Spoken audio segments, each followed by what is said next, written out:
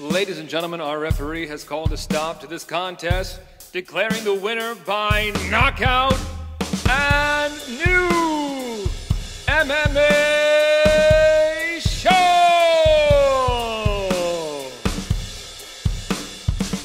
Greetings, ladies and gentlemen, and welcome to another exciting round of and new MMA show. I am your host, Michael Hansen, and I do all kinds of covert things with microphones. Just kidding. They're very overt because I'm a professional ring announcer and cage announcer. And I'm joined this week, as I always am, by my two buddies who bring MMA punditry up to new heights, dare I say. Introducing to you first, from New York, he is a happy man for tonight because the Knicks won Game 5, forcing Game 6. He is Mark Priaulx. What's up, buddy? Oh, I'm frustrated from the fucking technical difficulties we just battled through to get this show started. But yes, I should remember how happy I am. Let's go, Knicks. Let's fucking go. And introducing from Florida, the Sunshine State, he is a former New Yorker, Omar, the Nicaraguan Nightmare Artola. What's up, man? What's going on? Real quick, so I had a seminar with the Muay Thai guy on Sunday. Great time, learned a lot, actually. Some things that I wanted to add to my game. But the point of the story is, it was a 3-hour seminar. For 2 of those hours, I was throwing leg kicks and getting leg kicks thrown to me, at me, on me, inside, outside, no pads. Oh, God. I must have thrown and received maybe like 200 leg kicks by the time we were all said and done. It could have been more. It could have been less. I don't really know. It felt like fucking infinity. But I'm going to share with you guys a couple of photos, and I want to see what your reactions are. So for those who are listening to the podcast, I think Omar's showing us, he's holding up to the screen his iPhone. No, I'm sending it to you. Are you going to text them to us? Okay, it's going to text them. So nobody's going to see it. Nobody. All right. You guys may want to see it, but let's see this. Oh my God! What part is this? Your shin? No, dude, that's my thigh. The inside and the outside of my thigh. Dude, woof! It looks like you got whipped in some parts. I did. Yikes! Literally. Yes. Whipped and battered by a shin bone. Is this part of like leg conditioning or something? That was what I was told. I'll tell you what, man. Like, it really didn't. Like, I was taking a lot of leg kicks. It really didn't start hurting until maybe like the last 2 rounds. That was when that shit was the most tender. And by the time I was all said and done, I couldn't even like put my phone in my pocket without it fucking hurting. So it actually was the worst. Maybe the first day after, and then I've been fine ever since. And the swelling's gone down, the bruising's gone down. So it's been all right. It's a crazy experience, though. That's cool. My son, my younger son, turned 4 weeks old today. But the way the calendar works out, he will be a month on Friday because Friday is the 12th. And so that's crazy. He's gone from being a mush to very cute very quickly. And he's already picking his head up and looking around. He just did an Imanari roll the other day. It was crazy. Nice. But yeah, man. Yeah. I decided to have a cocktail tonight because I haven't had one in quite some time, and I tried a new one. This is called the Italian Gentleman. It is bourbon, Campari, and lemon juice with a little bit of simple syrup and some orange bitters. Let me tell you, man. Sounds strongly up my alley. This is dangerous for summertime. A summertime cocktail. Listen to this. It's a very nice cocktail glass. I like so fancy. Dangerous, man. Oh, it's so good. Next one. We already went over that. That's awesome. Thank God. Thank God. Game 6 in a few days. Going back to Miami. Let's go. But this is not a basketball podcast, gentlemen. This is not a Knicks podcast, although at times it might seem like it is. So you'd be surprised. This is an MMA podcast. Let us run down this show and stop with this banter. Our viewers and listeners are like, let's talk some fights. And yes, let's. We're going to talk about all of the fights from this past weekend's UFC 288 Sterling versus Cejudo. We're going to throw a bunch of these fights into our lightning round, as we often do. We're going to find out who rose and fell in our very own rankings system. And by our very own rankings system, I mean Mark's ranking system, which we call the Priaulx Rankings, on the heels of this huge UFC pay-per-view event. Then we're going to talk about and recap some fights from one championship from this past weekend, One Fight Night 10, Demetrious Johnson and Adriano Moraes, and as well as action happening in Japan for RIZIN 42, recapping some of those big fights on that card. Then we're going to go inside the MMA Sphere with Omar, talking about current events and headlines in the MMA world that happen outside of the cage. And then we are going to look ahead to this coming weekend, MMA action for Bellator and UFC. We have Bellator 296, Musumeci versus Edwards, and UFC Fight Night, Rozenstruik versus Almeida. Might be Almeida's first headliner. Very exciting. Definitely is, yeah. And then we might end with trivia, but then we might not, because it might be 3 a.m. by that time. Before we talk any fights, gentlemen, let us first address our audience. If you are watching this right now on YouTube, thank you so much. If you haven't done so yet, and if you've watched a few of our videos and clips and like what you have been watching, please hit that subscribe button, hit the bell icon so that you get notified whenever we drop a new video or a new clip. If you want audio only, we got you there. You can find us wherever you get your podcasts. Our favorite way of engaging, I almost neglected to mention, is we enjoyed the comments section on our videos. We often get quite the lively debate going down in our comment section. So if you like any of our takes, let us know. If you like what you've been watching, let us know. And if you don't like any of our takes, if you disagree, we want to hear your take down below in the comments. We usually, if not always, respond. And we love that friendly back and forth banter talking about the sport that we all love. And finally, find us on social media. You can find us on all the places at @&new_MMA show. With that being said, let's get into this.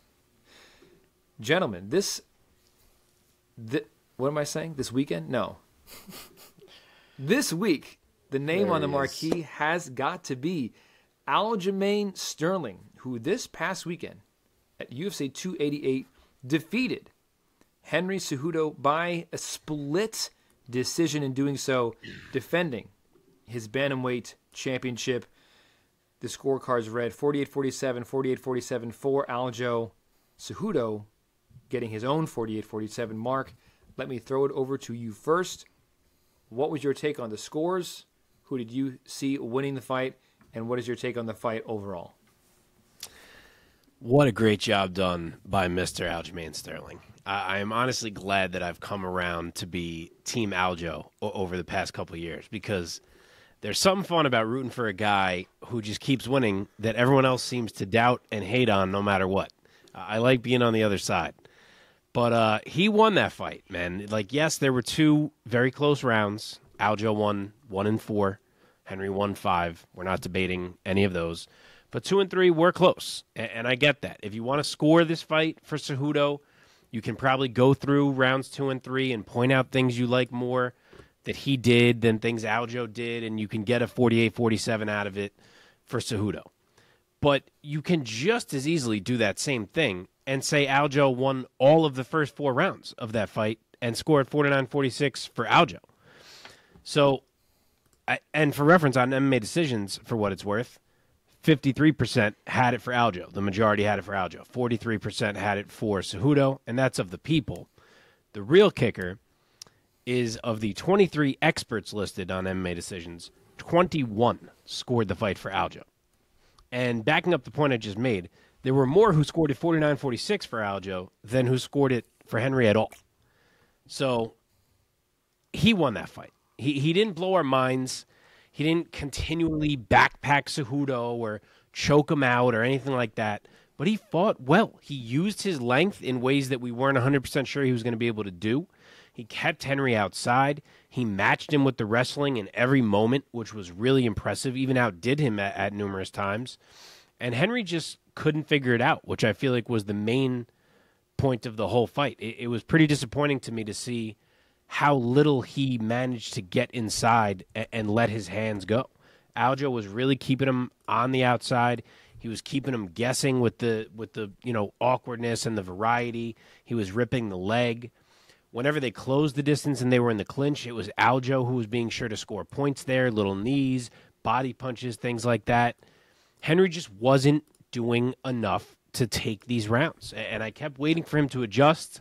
He's got this mind for the game, and I kept thinking, oh, he's going to figure out a way to deal with this, figure out a way to deal with that. And he really didn't. I thought he looked a little human in that fight, honestly, for a guy that people throw into a lot of GOAT conversations. I thought Aljo had a great game plan. He stuck to it, and I do think he absolutely earned that W. So Henry's dreams of being triple champ are going to have to be put on hold, at least for now. And Aljo really puts himself into the conversation of greatest bantamweight ever. Yeah, he does. Omar, bringing you in here now, who did you score as the winner of that fight, and what were your impressions of the fight overall? So I thought that fight was a close one. I think watching the fight, it was one of those situations where I think you knew the scorecards were going to be a mess. But if we're being honest, man, I had Aljo winning that fight 4-1, personally. I had him winning 1, 2, 3, and 4, and Same. Cejudo definitely took the 5th round. A lot of people have, scored Cejudo winning that 2nd round, even more so the 3rd round. I just, in neither one of those rounds did I feel like the momentum was ever really Cejudo's. Cejudo had moments in those rounds, but I feel like it was always Aljamain with the momentum, with the real threats in his approach, in his attack, in his control. Never really felt like Henry was threatening him in almost any situation. The striking I thought was really odd too. I thought Henry would be able to adjust to the length, but the karate style that he has doesn't work if you're that far away from a dude. Yep. Like he's fighting like if he has all of this length and he's like a T-Rex in there. So I don't really know why that part wasn't really adjusted at all. I don't even think it was sooner. It wasn't really adjusted to at all.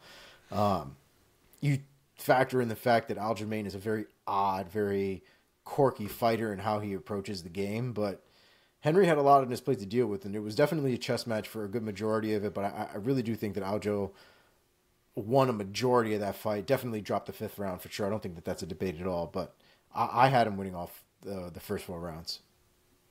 Well, with this win, Aljamain Sterling now has notched his 9th consecutive win, and what is, I believe, his 3rd consecutive title defense. I saw either one of us shared this around, or I saw this myself, that he now is tied with Khabib in terms of number of title defenses or something like that. Yeah. And so he's getting up there already in kind of a sneaky way. Did you score for him, Mike? I sure did. Yeah. Okay. I couldn't remember. I'm sure we talked about it. I couldn't remember. Yeah. I didn't have an eye for scoring, but I had a sense of the fight the whole time. I was like, I think Aljo is, kind of running away with it on the scorecards. Yeah, I liked Omar's point of that. It never felt like Henry was in control at any point, really, until the 5th. It always felt like it was Aljo's fight. Yeah, it did not feel like a Henry Cejudo fight, man, because Cejudo, in so many of his fights, against Cruz, against TJ, when he beat DJ, it felt like he had found a new level, and he was kind of always in control. Yeah. I will concede that the way that they're playing, and I hope they change the rules at some point. I mean, it's probably a fat chance, but the way that people are taking advantage of not getting struck when they're on bottom and trying to stall essentially a position, like people are giving Aljamain shit for basically being on all fours and sort of like bobbing his head left and right and kind of trying to avoid shots that way and things like that. And there's an argument to be made that there's some stalling tactics there and things like that, but that's not something that Aljamain made up. Like the Diaz brothers have been doing that shit since Japan. Mm-hmm. You know what I mean? Also, people are making such a big deal of it because of Henry's tweet about it. If you rewatch that fight, it happened twice. And the first time, when Aljo was doing the weaving, he was weaving and backing up before Henry could have even hit him if he wanted to. So there was literally one instance where Henry could have kneed him or something. One time. But you could see the hesitation from Henry, I think, across the board in a lot of the situations that he was in, not even just those. You know what I mean? I think that's... The headlock situations, I mean, they're on the ground. Yeah, and Henry... One of the big differences, and I don't know if we really went too deep into it last week, but it was to me evident this past weekend, was we saw two wrestlers go at it and try to compete against each other's wrestling and see who had the better of the other. But we only really saw one grappler in there. And I say that to say that Aljamain Sterling, while he is a D3 wrestler and he has that under his belt, the kid is also a Brazilian Jiu-Jitsu black belt. And where Henry was very, very uncomfortable being with his shoulders on the ground, Aljo immediately went to butterfly guard, immediately nullified any kind of attacks that Cejudo was generally gonna throw in those positions. And then next thing you know, the motherfucker's right back up too. So I think it was a completely different game because you could see that there was uncomfort in certain areas where Sterling probably thrives being on the bottom as a wrestler just as much as he does being on top. And we don't really see a lot of that stuff when it comes to high-level wrestlers. It's usually either one or the other. We've seen John Jones fuck around with that every now and again when he's pulling guard or doing some weird unorthodox nonsense, but that's kind of what makes it unorthodox, is we don't expect a man who is strong in top game to look for a bottom position. But Sterling works well from it, and I think it threw Henry off a lot. And Aljamain is strong as fuck, which doesn't get mentioned enough. He's huge in there. When you see instances of Henry with his arms around him, with the wrestling pedigree he has, with his weight on Aljo, and Aljo still getting a knee up and then getting a leg up and push, like, he's just a strong motherfucker. Yeah. Yeah. And the size mattered. The size mattered. It was super evident. It's super evident. And I think it's crazy to think that Volkanovski might be a better matchup in the sense that they're a little bit similar in height. The fight style, I think, probably works a little bit better with Henry Cejudo's fight style. But Aljamain Sterling was stylistically a nightmare for Cejudo as far as I'm concerned. Yeah, it was tough. It was tough. Man. Sorry, Mike, we detoured you there. No, it's fine. Let's talk about where these two gentlemen go from here. In terms of the title picture, we have a pretty good sense with the face-off that happened in the cage immediately after the fight between Aljamain Sterling and Sean O'Malley, with early contender for one of my memories of the year is when Merab Dvalishvili kind of secretly took Sean O'Malley's coat when he took it off, his jacket. He had this like red leather Michael Jackson style jacket. He takes it off for the stare down because he had no shirt on, and he had no idea that Merab is the one who like took it from him. And Merab puts it on, and then he's like basically standing between them. Freaking hilarious. Congrats, it's incredible. And the jacket was on in 3 seconds on Merab, and he's just perfectly situated in the middle of the camera. Merab has gets him on a cage for always being in the dead center of the camera. Have you noticed this? Who? Like every backstage clip of Aljo, anytime where you see Aljo talking to his opponents, or run-in with opponents, anything, the dead center of the camera is always Merab, like, he's always fucking there. Dude, I have never seen a man more excited to be in the middle of bullshit than Merab. Oh yeah, he loves it. He does. Merab fucking loves it. It's hilarious. He's so. I'll tell you what though, they got to be careful with the way they bring these people in the cage, because terrible idea. They brought him in behind Aljo. Aljo doesn't know where he is. He comes in. I couldn't tell if he actually bumped Aljo's shoulder or not. It seemed like he did bump it a little bit, and he's like saying something in Aljo's ear. Like that kind of shit when you don't know a dude is right behind you and it's a dude you're about to fight. Like that's a risky little situation. Yeah, there's easily some type of guys who could end up getting physical right away with someone behind them like that. Play that shit with Vanderlei Silva, see if somebody doesn't end up in the fucking hospital. Yeah, man. You got to bring a guy in when it's very visible to the guy. You know, you can't take those kind of risks. Yeah, I mean, Dana White acknowledged that it wasn't their best decision, but it also sounds like it was something that they had planned long before that moment. That was not in the spur of a moment kind of thing. Oh, I'm sure. Yeah, they told Sean long before that he was going to get in that cage, ideally. Right. So, yeah, not the smoothest move, really. That could have really went left. It's a good thing Aljo is like a chill guy, because Mark's right. That could have definitely gone to the Yeah. cops for sure. Yeah, man. So It you seems guys like think it's it's going to be pretty August or much September, so. a done deal, foregone conclusion of O'Malley versus Sterling? Yep. Matter of fact, for the listeners, if you want to know how something like that can go left, you can Google, because it has been, I guess, a decade now at this point. You can Google Jason Mayhem and Jake Shields Strikeforce brawl. Have a ball with that one. That is the reason you don't do what they did this weekend without planning it accordingly, because fuck. It's as bad as it gets, guys. I mean, that was the Diaz's, man. It's like... But it wasn't though. That's the crazy thing, right? It was Jake Shields. Jake Shields had won the fight, But that was, and it was then their crew, Mayhem came in, right, and then they all lost their mind. But that's my point, and I think that's Mark's point too. This was Aljamain, sure, but it seems like you're putting a lot on the assumption that these guys won't lose their fucking mind. Look, even Khabib had his breaking point. Khabib done goddamn somersaulted off the fucking cage and tried to eagle kick this kid in the face. Yep. You just never know, man. You never know. Okay, let's talk about Triple C, Henry Cejudo. Where does he go from here, Mark? It's definitely a lot more up in the air. If I had to guess, I think we're going to get Henry and Merab. I feel bad for Corey Sandhagen because I really thought that he deserved that Merab fight and still deserves that Merab fight. But I've been watching the UFC long enough to know how Dana's mind works, and seeing Henry throw out this idea of him and Merab saying he's down, I really think that's what we're going to get. It just, I don't know, it feels like a perfect fight.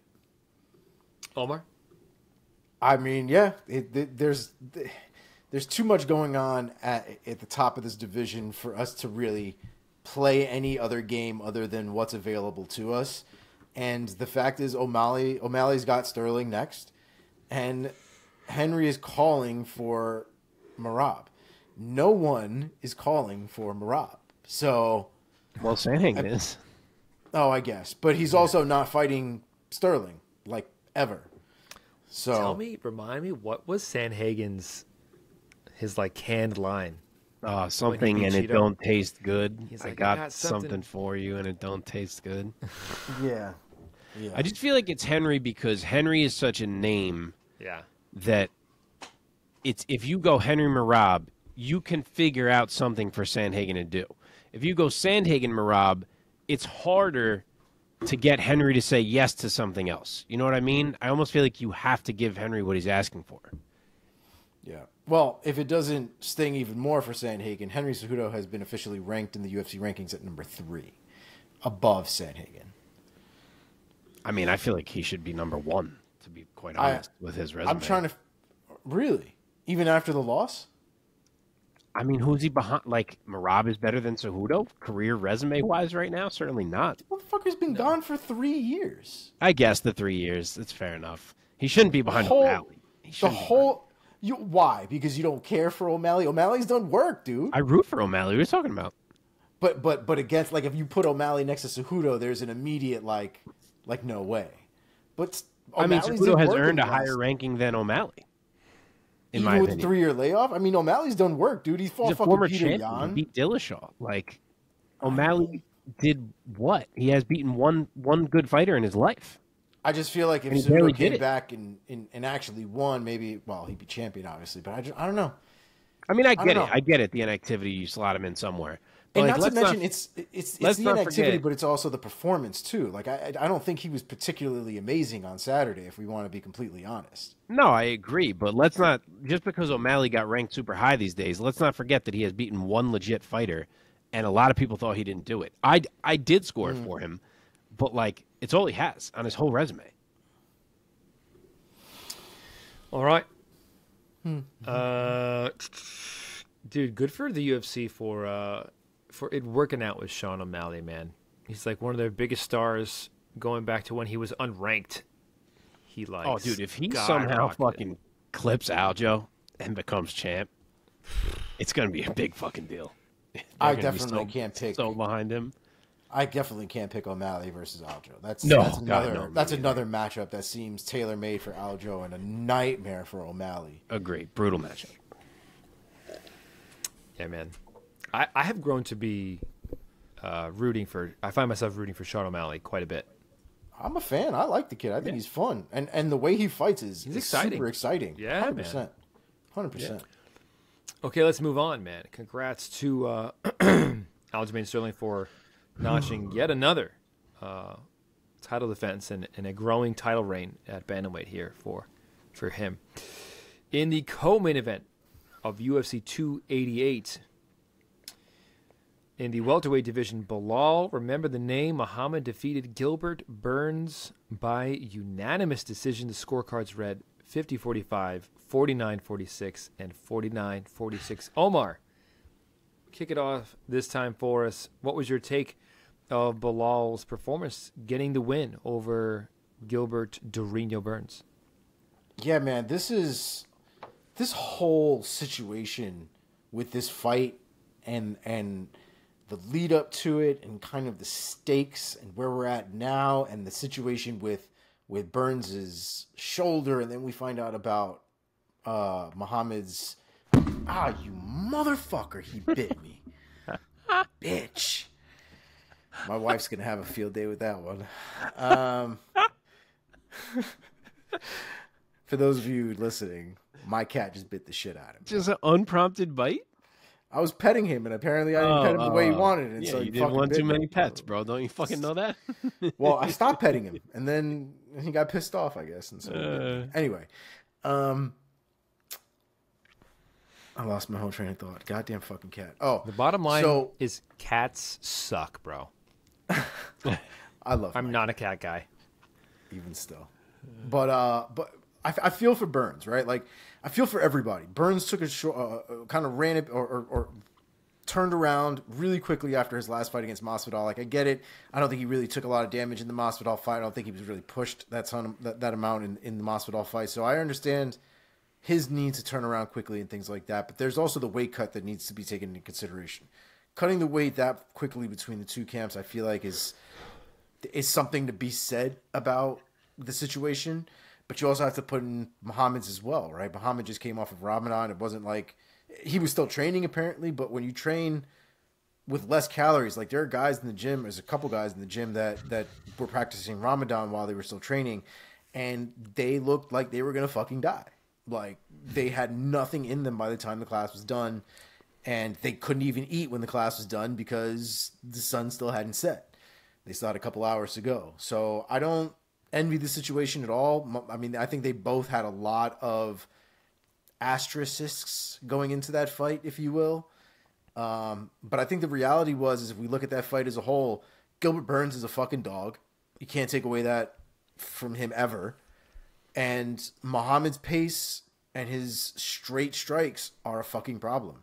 It's like the most fundamental thing that you can do in a fight, but he does it so well. The timing and the openings that he finds, those little tiny openings in the body, for his body kicks, and being able to get them off at the right time, and really picking up the timing of Gilbert Burns, even with one arm. But even still, man, I thought it was great, and I don't know if a lot of people are really giving that man credit for a lot of the work he put in that fight, because that man was finding those little moments in between exchanges to find the holes to land his shots, and he was doing it consistently for 5 rounds.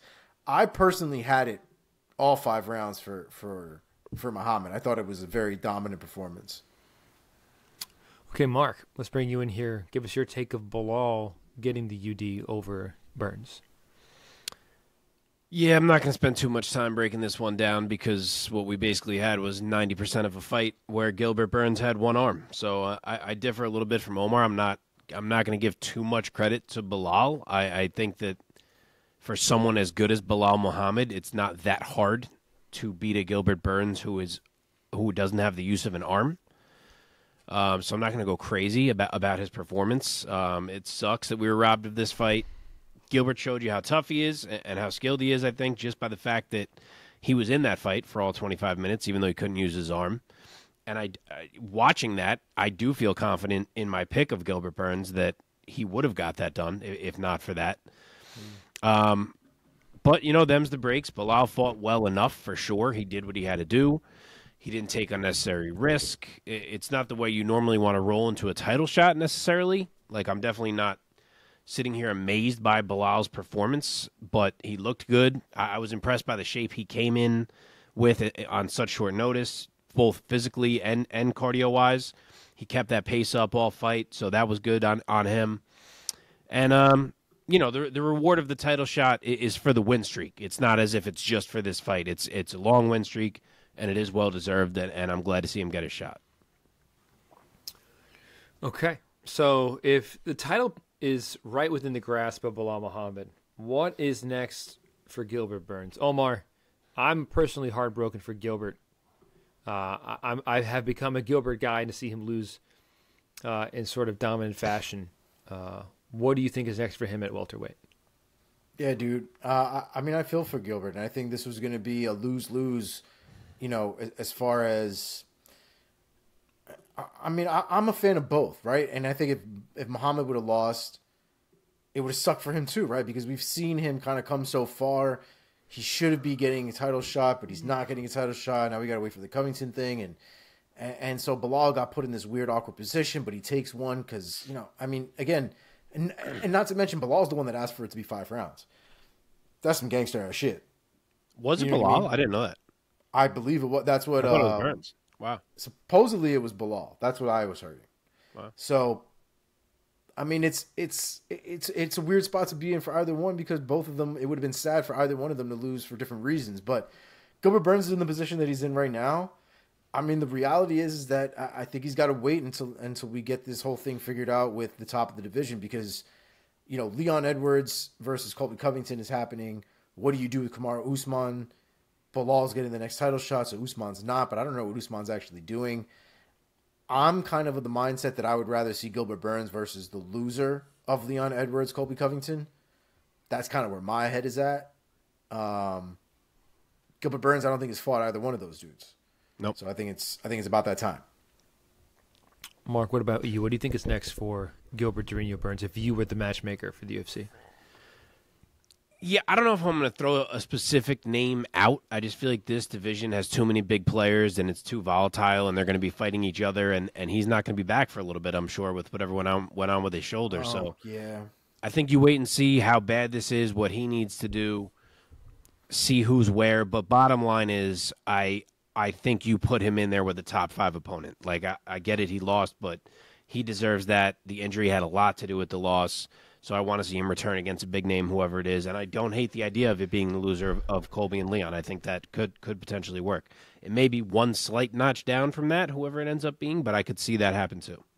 Okay. And I just hope Belal does get this shot. I feel like the timeline is just uncertain enough where it's like, well, we're definitely doing Colby and Leon, but we're not doing it in London because for some reason Leon doesn't want that. So we're going to delay it, but then we're not exactly sure how long we're delaying it. And I could just see it hit that point where they're like, Belal, you really should take another fight here. So I hope it does not play out that way. Okay, let's move on. In the women's strawweight division, UFC 288, Yan Xiaonan gets the knockout victory over Jessica Andrade in the very first round, the official time, 2:20 of round 1. Mark, start us off this time. Give us your take. Yan Xiaonan knocking out Bastak. How do you say it? Bastake? Bastate? Ah, fuck it.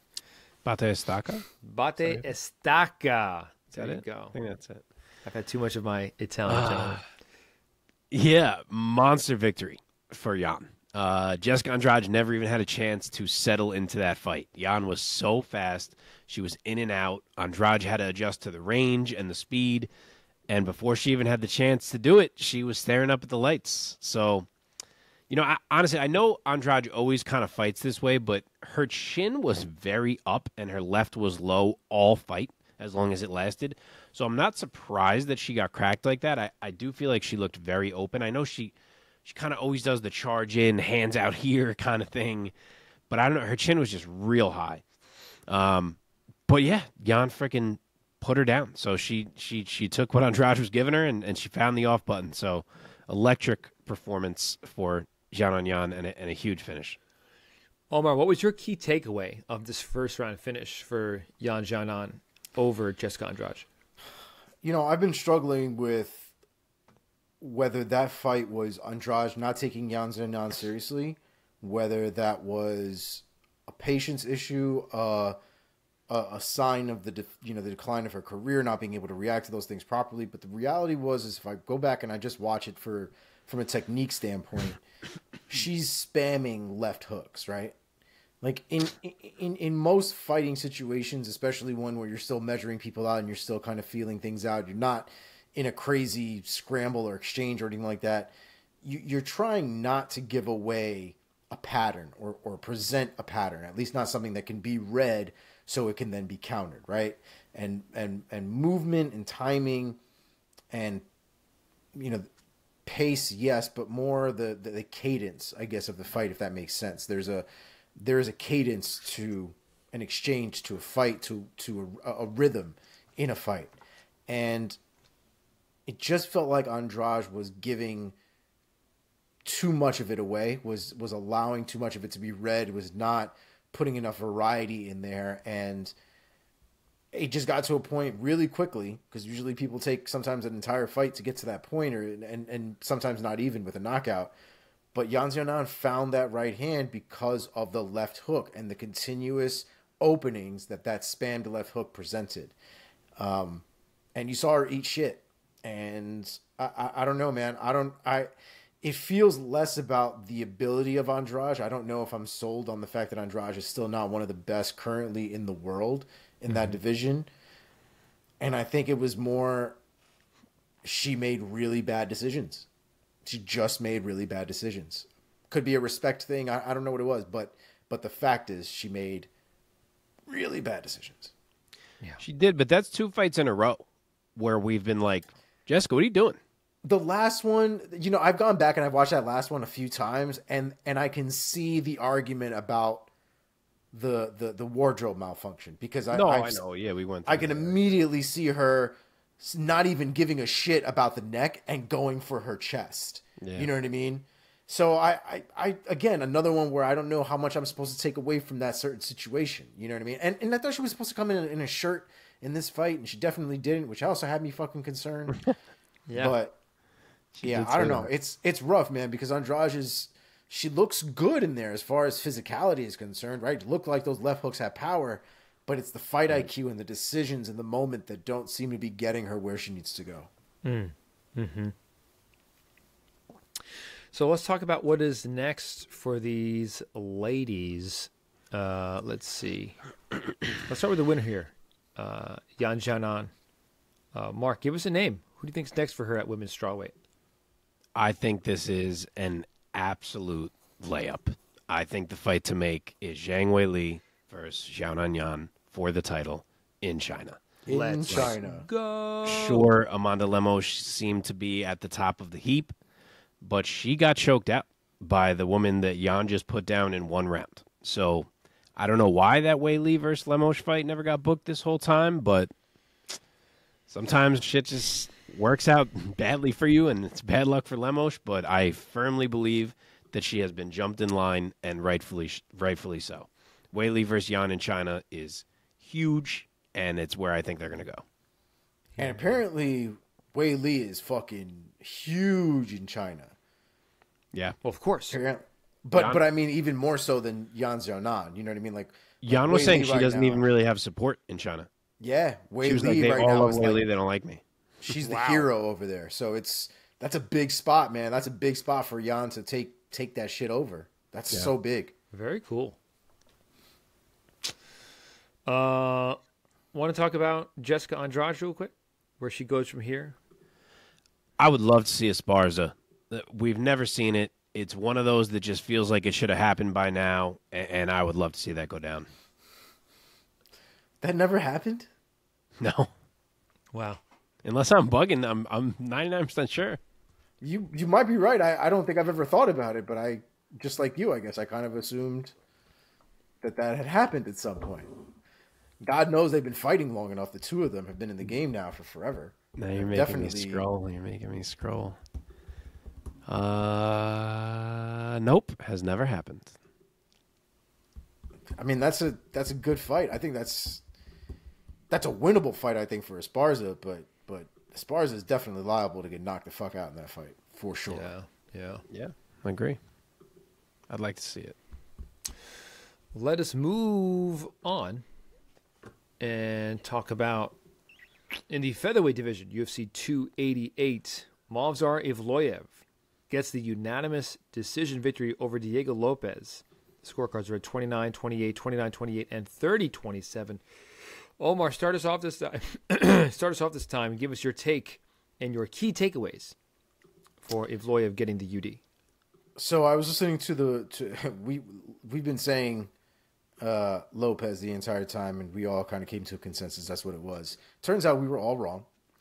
It is Lopes. Oh, really? Lopes. It is Lopes. It looks like Lopes. Yeah, in Brazilian, it was almost like Lopes. It was a weird little jump there, but it seems to be Lopes. Man, this was a crazy fight, especially considering Lopes took this on short notice. But this Lopes kid is a fucking dog. Yeah, I mean, this is, and correct me if I'm wrong, but I feel like this is probably the most trouble we've seen of Evloev in a minute. You know what I mean? And not even just once, like a few times.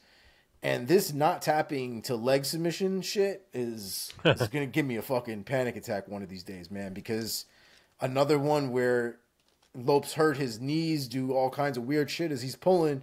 And Evloev is sitting there stone-faced, like nothing's happening to him at all, with the nastiest poker face on, because I'm pretty sure that shit felt awful.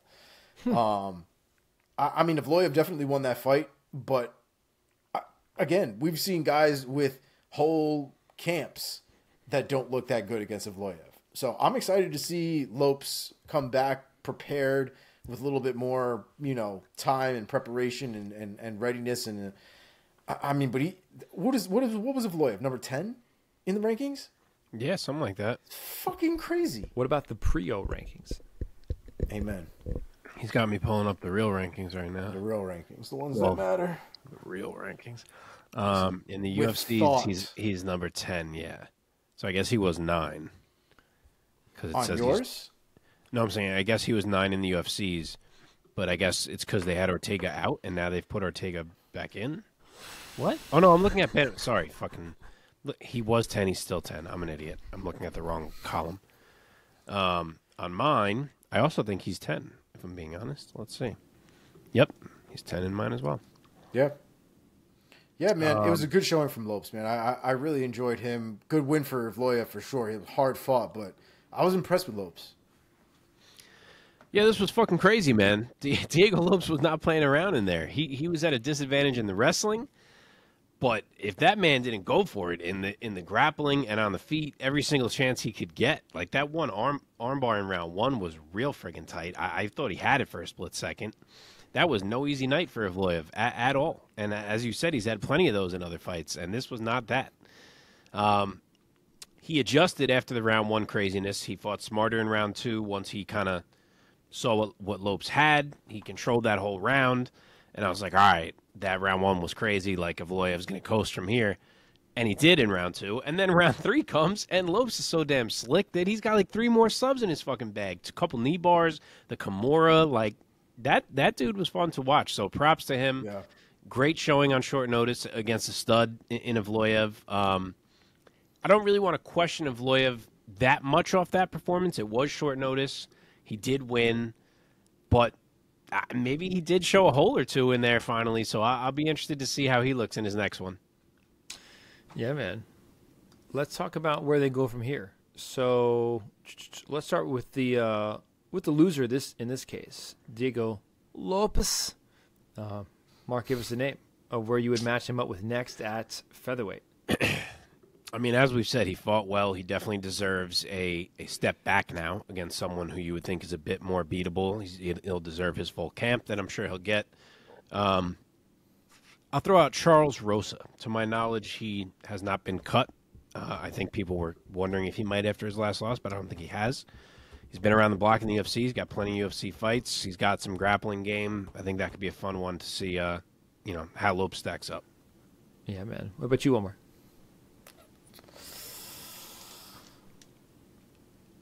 This is for Evloev, yeah? No. You think I'd fucking match Evloev up with Charles Rosa? Oh, well. It's for Lopes. That's fair. That's fair. Maybe a fight against Dan Ige would be fun. I feel like Dan Ige just came off of a good... What's the problem here? For Lopes? Why not? God damn. Not giving this kid a chance to even get a W. No, fuck that. Get in there, son. I think it's a good fight, man. And, he took on number 10. I thought he looked good. I thought stylistically there was a problem. But somebody like Dan Ige might be a little bit of a better matchup for him. That's not a guy who's going to go in there and hold him down and wrestle him down. And Lopes looks like a motherfucker. Like, I don't really think we should give him a gimme at all. Like, if he got tore up by Evloev and, like, really manhandled and Evloev just stepped all over him, yeah, all right, that'd be one thing. I think he deserves the gimme, man. Let him try to get a win and show out before you make him run the risk of going 0-2. I guess. Show out against Dan Ige, dog. If he looks like crap against Dan Ige, then I guess give him a gimme, and we'll go from there. But in a full camp, that's a good fight for me. Yeah, dude. Should we move on? I'll match up Evloev real quick, which is a straightforward one for me. I'd love to go right back to Bryce Mitchell. I don't know how long he's out. It doesn't seem like it's going to be that long. So I thought that was really perfect fight for both of those guys, and I hope they go back to it. Yep.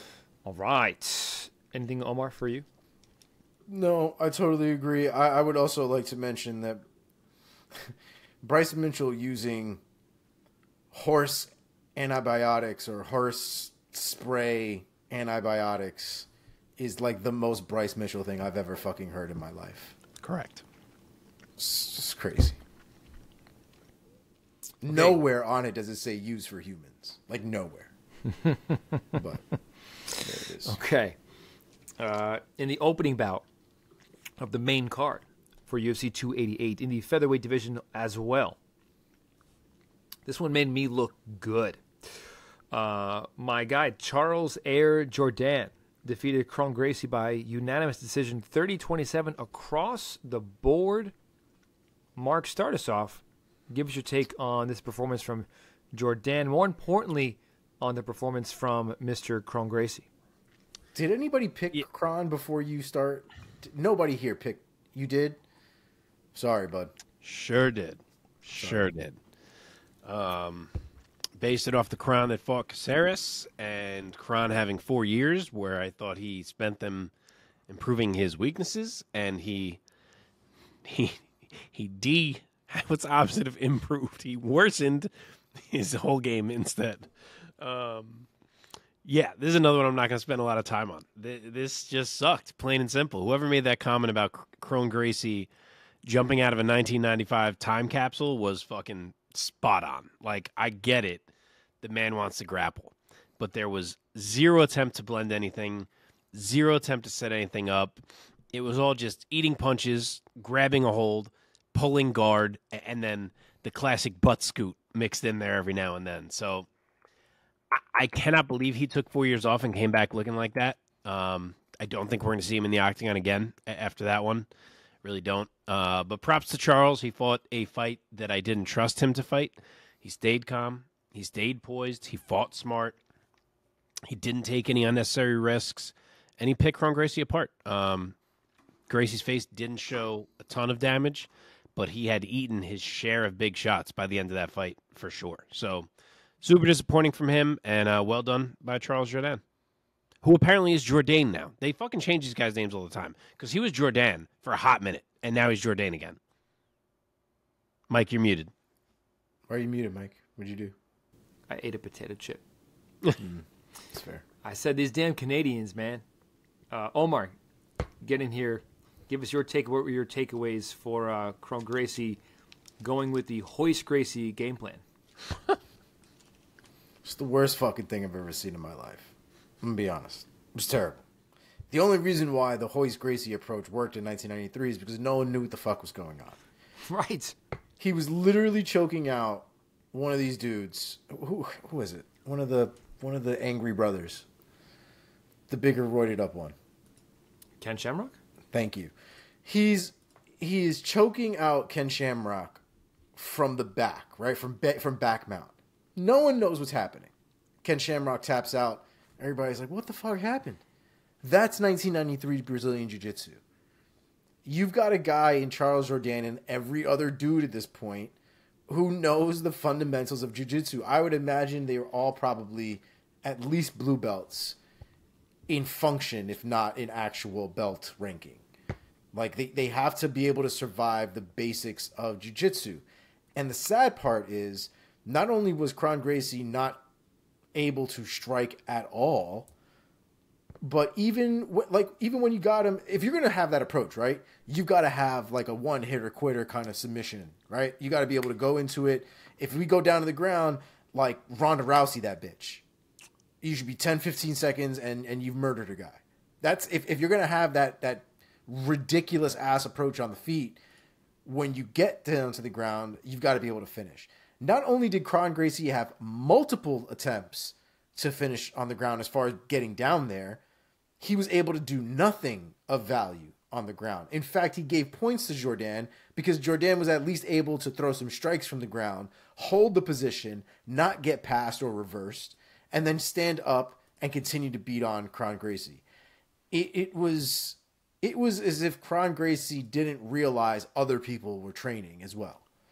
It was the craziest thing I've ever seen. I personally don't ever want to see that again in the octagon. I think he just got hurt for no reason. It wasn't fun to watch. I didn't care for it at all. I mean, it's not like he's never found success. He went 5-0 as a pro and choked everybody out. He submitted everybody in those first 5 wins. And the fifth one was Alex Caceres, a guy who's an MMA veteran.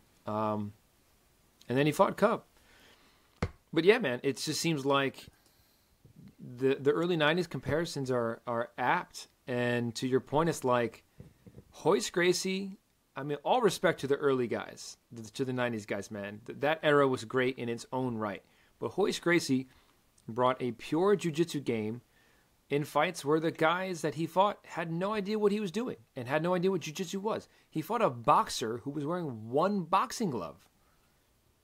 Who made the decision to do that like 20 minutes before he went out. That's right. To the fucking cage.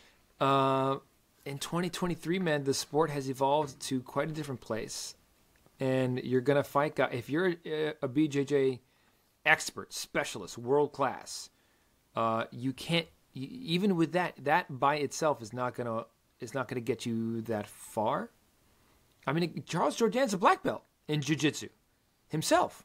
So it's like, I mean, to be fair, right? To be fair, everybody and their mom at this point is almost like a Brazilian jiu-jitsu black belt. There are a lot of quote-unquote Brazilian jiu-jitsu black belts.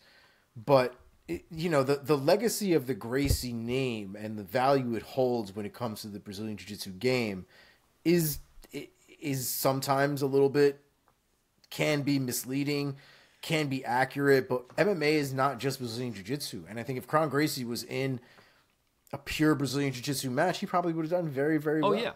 Dude. Right? But he's getting punched in the goddamn face. Oh, yeah, Mark, you're muted. We're all having a night. What were you going to say, Mark? Sorry. I was just saying that, yeah, in a jiu-jitsu match, like, I don't think it's overstated. In a jiu-jitsu match, he probably beats Jourdain 9 times out of 10. Oh, yeah. 100%. It's 100%. Just Mike's point is that it's not as if he's in an MMA fight with someone who does not know jiu-jitsu. He's in there with another black belt. Obviously, it's not the same level of black belt, but it's a dude who understands how he has to move. Right. And the fundamentals that Jourdain showed on the ground to keep himself from getting fucking murdered is the same fundamentals I wish Kron Gracie had standing up, because Jesus, Mary, and Joseph. I mean, Exhibit A, guys, is Gilbert Burns. He's a guy who has world-class jiu-jitsu, but has so many other skills in there, including phenomenal stand-up. Yep. Kron needs to know how to throw a fucking takedown, too, because whatever was going on there was hella dangerous. There were knees for days that could have been thrown. Yes. I mean, yes. I thought the same thing. Dude, those entries are less than ideal at some points. Yeah. It's wild. So if Kron Gracie might not see the UFC octagon again, what do you guys think might be next for him? He's 34, so it's not like he's that much over the hill. Do you think he has MMA fights in his future, Mark? I really will guess that he's done in the UFC. If he is not, and I get it if he's not, he's only 1-2. He did beat out Cejudo. If he's not, Ryan Hall is going to need a return fight, and I would fucking watch. Hell yeah, Ryan Hall and Kron Gracie? Yes. Yeah, you can sign me up for that. That's fine. Hell yeah. I'm good with that. all the casuals who just want to see kickboxing are going to be like, what is going on? Yeah. Okay, what about Charles Jourdain, is it now? Apparently, yeah. Charles Air Jourdain. What is next for him? Omar, give me a name at featherweight who you think is next for Charles Jourdain. So, I've already booked this kid. This booking's really chapping my ass. I think we should give Charles Jourdain somebody with a little bit of value. I mean, he just fought Kron Gracie, which really in the end kind of meant nothing. I would like to see him fight somebody that he can get some real. I mean, he can't even the name value in the Gracie with that performance just didn't even seem like it was worth it. But I would say let's see if we can maybe give him Andre Fili and see what we get out of that. Okay. I'm at a nearly identical level of fighter, I feel. I know he called out Edson Barboza. I think he's going to have to do a bit more to earn a fight with an Edson Barboza. But I'm going to say Bill Algeo. I feel like that's a quality next step. As I said, I feel like kind of same level Omar just said. He for him to beat a guy on that type of level of Fili and Algeo, that would let him move into kind of the type of fight he's calling for. Okay. All right, boys, let's keep plowing ahead because we still have plenty of show ahead of us.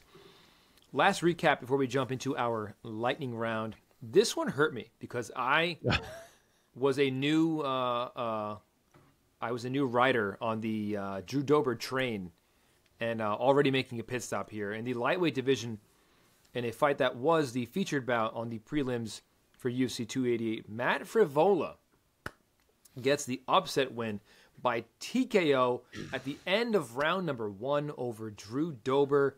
The official time, 4:08 of round 1. Omar, start us off. Give us your take of Matt Steamroller Frevola getting the biggest win of his career thus far. Yeah, man. I texted you guys, I think, within the first 30 seconds of that fight, and I said that this is the best striking that I've ever seen out of Matt Frevola. I thought it was evident. I thought it was very, very visible, just in the way he was holding himself and the way that his fight stance changed and the way that his approach to the fight changed. And you could see it, I thought, right from just the very first few strikes that were exchanged and the feeling out process, it was totally different. And I don't know if it threw off Drew Dober or not. And the real problem with Drew Dober is he's a lefty. And so those looks are completely different. And, listening to some interviews and things like that, it sounds like, Frevola took a lot of time to train with lefties and spar with lefties and took a lot of shit in the gym before he finally was able to get that timing down and those looks down. And I think it paid off, man, because you could see he wasn't really thrown off by the weird angles that Drew Dober generally has. And Drew Dober was a dog, man. I think this is probably the first time he's been knocked out, if I'm not mistaken. Oh, no, the second time he's been knocked out. He hasn't been knocked out since, 2011. It's been 12 years since that kid's been knocked out. Wow. I didn't realize that. Right. Wow. Frevola's a dog, though. And like I said, with the improvements he's made to his striking, if he can keep that up, if he can keep it consistent, I think he's a fucking problem. But if he keeps getting better than what he is now, Matt Frevola is going to be in the top 10 for a little bit. Okay. Yeah, we were pretty fucking 500 on this card. It was not our best. I mean, Burns was the injury, but Andrade, Dober, Marino Rodriguez blew it. We were on the fence with half of these fights, though, as it was. Yeah, but yeah, I mean, this one, I didn't see this one coming. I really not didn't. like this. But yeah, I mean, don't look now, but Matt Frevola, the wrestler, has 3 straight first-round knockouts. This dude has gotten so comfortable and so confident in his hands that he barely even shot on Drew Dober for 4 minutes while Drew Dober was walking him down. He had one half shot to kind of create space that he didn't even really go for. Other than that, he was standing his ground, biting down, trying to counter everything Drew Dober threw. a couple years ago, you were not seeing that at all from Matt Frevola. So phenomenal progression from him in the striking. And even as it was going on, even as I'm like, wow, Frevola's looking pretty good in the striking, you're seeing Dober walk him down. And I'm like, all right, like he's setting it up. He's going to get him. It's Drew Dober. And then you're like, shit, like Frevola's really landing some clean ones, though. And then fucking next thing you know, it's over. Like it flipped, man. And I can't say enough about this run that Matt Frevola is on. And remember, this is a dude who has beaten Jalen Turner in the UFC as well a few years back. Yep. So he's got a nice little resume he's building, and he's set up for a big fight now. Obviously, he has jumped into the UFC rankings as well. I think I saw he was number 14. So he's right. You want to hear the tinfoil hat bit of this? This man has not won more than 3 fights in a row in the UFC. In Drew Dober. Oh. That's he just won. He just won his 3 fights in a row before the Matt Frevola. Oh, so he was like due to lose. Yeah. Gotcha. Yeah, he won 3 in a row, then lost to Beneil, then won 3 in a row, then lost to Islam and Brad Riddell. Bro, and then he keeps getting monsters, right? Like Beneil Dariush, right? Then Islam, and then Brad Riddell is also kind of a fucking monster. Especially this was before the pandemic. Oh, Matt Frevola wasn't supposed to be a monster, dude. Maybe he turns into a monster. It just happened that way. Yeah, I'll tell you what, though, if this was the Matt Frevola that didn't strike the way that he did before, that 100% would have never happened. So that fight was only as a result of the improvements that nobody has seen from Matt Frevola up until that point. No way. I would have never picked that fight to have happened had I not seen what I just saw. I mean, we've seen it. It was just against much lower level of opponents. Like, he did the same shit to Azaitar last fight. Yeah, but the technique was totally different. The approach was different. It's still hard for me to believe, or for me to actually think that he's a top 15 fighter. Like, my mind is like, no, he's not. Like, it's just breaking that way right now, but he's not. Huh. Yeah, but like, he's here, though, I don't know, man. maybe he is, man. He's here. Did we match him up yet? No, we didn't match him up yet. If you were the matchmaker of the UFC, who would you be matching up Matt Steamroller Frevola with next? Oh, shit. I don't think Patty's a bad choice by any means. It's not exactly taking advantage of the fact that you just became ranked. There's probably a more established name you could end up fighting. But Patty's a big name, and it's the fight that Matt wants. He's been asking for it for a while now. And Patty said he's down, so I think maybe that's what you do. Okay. Omar? I agree. The only problem and the only pause I have is the time frame. Because I don't know what Patty is doing right now. I know that ankle injury has got him sidelined, and I don't know for how long. I think he just had surgery like a couple weeks ago. So I don't really know how long that's going to take. And I don't know if the Patty fight is really, especially considering Patty is, at this point, pretty far behind him in the rankings. And so I don't know if fighting Patty is worth potentially waiting until 2024 to fight for. If it's that long, I wouldn't wait. For some reason, I thought Patty was going to fight in like November. I mean, even still, dog, November is... Frevola seems like that's what he wants. Obviously, he must know Patty's timeline. Yeah, I mean, I don't know if he does. I don't know if he does. I think he wants that fight because I think that fight does bring name value, right? I think the eyes will be on him, especially if he's able to capitalize on a real good knockout or submission or something like that. Like, regardless of the ranking, people are going to see that and his star power goes up. Ranking, not really, but star power for sure. If you take Patty out of the picture just based on availability, for me, I think it is time to see that rematch. I think Frevola is a completely different fighter. So I'd rather see him fight the loser of the Jalen Turner. Hold now. I had it. Turner and Hooker. Thank you. Jalen Turner and Dan Hooker. I think loser of that fight fighting Matt Frevola, I think that's where we're at now. Yeah. Yeah. That's my fight for Drew, actually. Really? Yeah. I feel like that's a step up after a loss. I mean, one of them is going to lose too. They were ranked right next to Drew. He lost, and one of them is going to lose. No? Well, they got Matt Frevola at 14, and they got Grant Dawson at 15. And Drew was 15, and then he lost. And now he's gone. So that's what I'm saying. Like, Jalen Turner, if he loses, is also going to be gone. How do you figure? Same with Jalen Turner's Hooker. number 10 right now, and Dan Hooker's 11.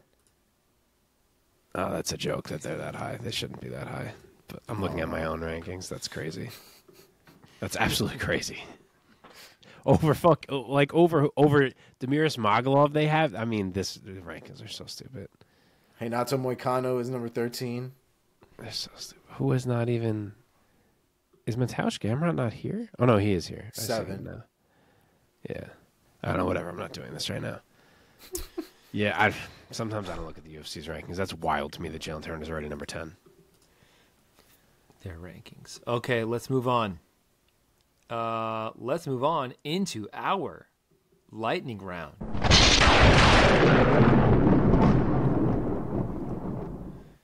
Okay, boys. First fight up in our lightning round in the light heavyweight division. Kennedy Nzechukwu defeats Devin Clark by technical submission via guillotine choke, choking him unconscious at 2 minutes, 28 seconds of round number 2. Mark, go first. Round 1 was crazy. We got about 3 minutes of a nothing clinch fest, and then suddenly hammers from Kennedy that caused Clark to separate, a huge elbow and a blitz from Clark that Kennedy has to survive, a rally from Kennedy where he's just fucking bludgeoning Clark on the fence with elbows that Clark survives.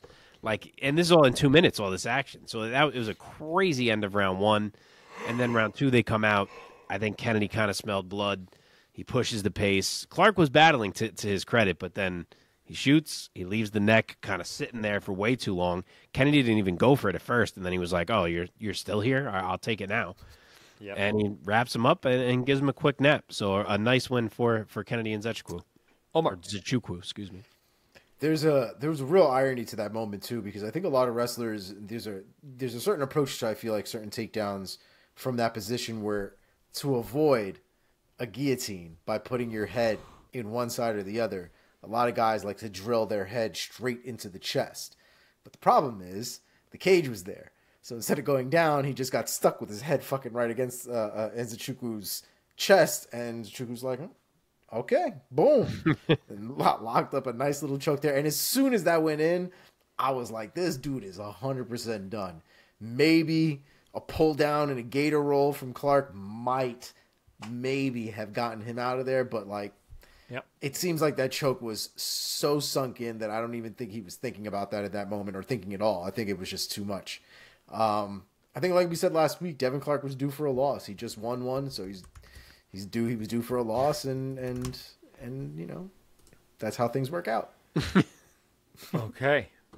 The welterweight division, Chaos Williams defeats Rolando Bedoya by split decision. Omar, take it. Not my favorite performance from Chaos Williams, if we're being honest. I thought it was relatively sloppy. I don't know if it was that Bedoya was that much of a tough motherfucker that it really caused Chaos Williams not to be at his best. But it wasn't my favorite performance. I don't even really think I had Chaos Williams winning that fight. If I remember correctly, I'm pretty sure I thought that Bedoya was able to eke that one out. I'm kind of interested to see now what MMA Decisions has. It's pretty split here.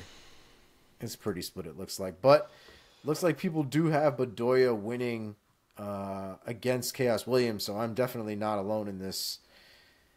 I'm curious to see what you have to say, Mark, about this fight, because this, I don't feel like it was as close in the end as the scorecards made it out to be.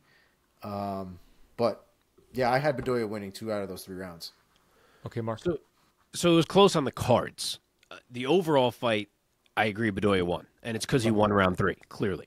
1 and 2 were razor fucking close. And you had to score them for someone. So I am not surprised by a judge giving them both to Bedoya. I'm not surprised by a judge giving them both to Chaos. I almost feel like it came down to what you're watching for and what you're preferring. So it doesn't shock me that Chaos got both of those rounds from some judges because they were fucking on a dime, both rounds.